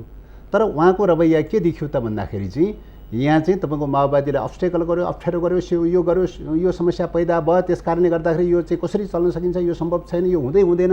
उहाँको त्यो खालको तर्क चाहिँ निरन्तर रूपले चाहिँ उहाँको रहिरह्यो। 3 बुँदे सहमति भएकै होइन भन्ने कुरा र लगातार रूपले माओवादीले काम गर्न दिएन, यो रूपले सम्भव छैन, अब काम गर्न सम्भव छैन भन्ने कुरा उहाँले लगातार भनिरहनु भयो। त्यसको पुष्टि, त्यसको भनाइको चाहिँ बारेमा अस्ति कमल थापाजी र विजय गजतारले बोलेको कुरामा के भन्नुभएको छ त भन्दाखेरि चाहिँ अब माओवादीले उठाएका इस्युहरूको सम्बोधन हुन नसक्ने त हामी देख्दैनौँ चाहिँ, यही कोलिसनबाट सम्भव नहुने त देख्दैनौँ। तर पनि चाहिँ तपाईँको चाहिँ प्रधानमन्त्रीज्यूले त्यो विषयमा सम्बोधन गर्ने विषयमा चाहिँ जुन ढङ्गले भूमिका निर्वाह गर्नुपर्ने हो त्यो पुगिरहेको छैन है। त्यसैले संवाद र सहमति गरेर यही कोलिसनबाट सम्बोधन गर्ने पहल गर्नु पर्यो, होइन भने माओवादीलाई निषेध गर्ने वेबाट जान थाल्यो भने त झन् अर्को समस्या पैदा हुन्छ भन्ने कुरा त उहाँले पनि भन्नुभएको अवस्था हो। यही कोलिसनबाट सम्भव थियो, किन पुरा गर्न तयारी हुनु भएन भन्ने कुरा त माइल्ड भाषामा या जुनसुकै भाषामा किन नहोस् उहाँले त अभिव्यक्त गर्नुभएको कुरा हो त्यहाँ चाहिँ त हैन। त्यस कारणले यसले के देखाउँछ त भन्दाखेरि ओलीजी जसरी हुन्छ माओवादीलाई माइनस गराउन चाहनुहुन्थ्यो, सरकारबाट चाहिँ मतलब बाहिर गराउन चाहनुहुन्थ्यो। त यसले के बताउँछ त भन्दाखेरि चाहिँ तपाईँको चाहिँ माओवादीलाई जसरी पनि बाहिर गराउने, मैले राम्रो काम गर्न खोजेको थिएँ तर माओवादीले गर्न दिएन भन्ने दोष थुपारेर चाहिँ आफू पानीमाथिको ओबानो बन्ने प्रक्रियाको क्रममा आएको परिघटनाहरू हुन्। त्यसो भएको हुनाले चाहिँ यो विषयमा उहाँको राष्ट्रवादिताको बारेमा राष्ट्रवादी हुनुहोस् भन्ने हाम्रो आकाङ्क्षा त हो, उहाँ कति हुन सक्नुहुन्छ र सक्नुहुन्न, के हुन्छ र हुँदैन भन्ने कुरा घटनाक्रमले व्यवहारले देखाउँदै जाने कुरा हो। त्यस कारणले गर्दाखेरि चाहिँ भविष्यमा कैयौँ घटनाले यो कुरा साबित गर्छ भन्ने लाग्छ। अब अर्को कुरा चाहिँ आगामी दिनमा कसरी जाने भन्ने कुराको जहाँसम्म छ, मैले अघि नै निवेदन गरेँ कि फेरि पनि सबै पक्षहरूको बिचमा सहमतिकै वेबाट जानुपर्छ। कांग्रेस एमाले र माओवादी मात्रै होइन मधेसवादी समेत सबैको बिचमा, मधेसवादी समेत सबैको बिचमा संवाद र सहमतिको वेबाट जानुपर्छ हैन। एउटा पोइन्ट त्यो सहमतिको वेबाट जाँदाखेरि लिडरसिप कसको लिडरसिपमा जाने हैन त्यो पनि छलफल गर्न तयारी। दोस्रो कुरा त्यो। तेस्रो कुरा के हो त भन्दाखेरि विद्यमान रूपमा रहेका मुद्दाहरू जो छ ती मुद्दाहरूलाई सम्बोधन गर्ने, शान्ति प्रक्रियाका बाँकी कार्यहरूलाई पुरा गर्ने कुरा हैन र छिमेकीहरूसँगको रिलेसनको बारेमा चाहिँ चाइनाको चाहिँ सी जिनपिङको भिजिट हो भने चाहिँ के एजेन्डा चाहिँ तपाईँको चाहिँ तय गर्ने हो, के एजेन्डामा सहमति गर्ने हो, त्यसको लागि हामी गम्भीरतापूर्वक गृह कार्य गर्न तयारी छौँ, पहल गर्न तयारी छौँ हैन। र ती मुद्दाहरू लगायतका चाहिँ तपाईँको चाहिँ मूलभूत राष्ट्रियतासँग जोडिएका मुद्दाहरूको बारेमा सहमति गरेर जानका लागि हामी तयारी छौँ। हस् त, आफ्नो महत्त्वपूर्ण समय दिनुभएकोमा तपाईँलाई आभार व्यक्त गर्न चाहन्छु। धन्यवाद। आज हामीले कुराकानी गर्दैछौँ अस्थिर राजनीतिले निम्त्याएको अवस्था, यिनी सन्दर्भ आजको सन्दर्भमा प्रस्तुत गरिरहेका छौँ र आजको सन्दर्भमा आज हामीले कुराकानी गऱ्यौँ नेपाली कङ्ग्रेसका नेता डाक्टर वीरेन्द्र रिजाल, त्यसै गरी नेकपा माओवादी केन्द्रका नेता देव गुरुङ र नेकपा एमालेका नेता कर्ण थापासँग कुराकानी गऱ्यौँ। अझै पनि आजको सन्दर्भ बाँकी छ, अहिले भने पालो भएको छ छोटो विश्रामको।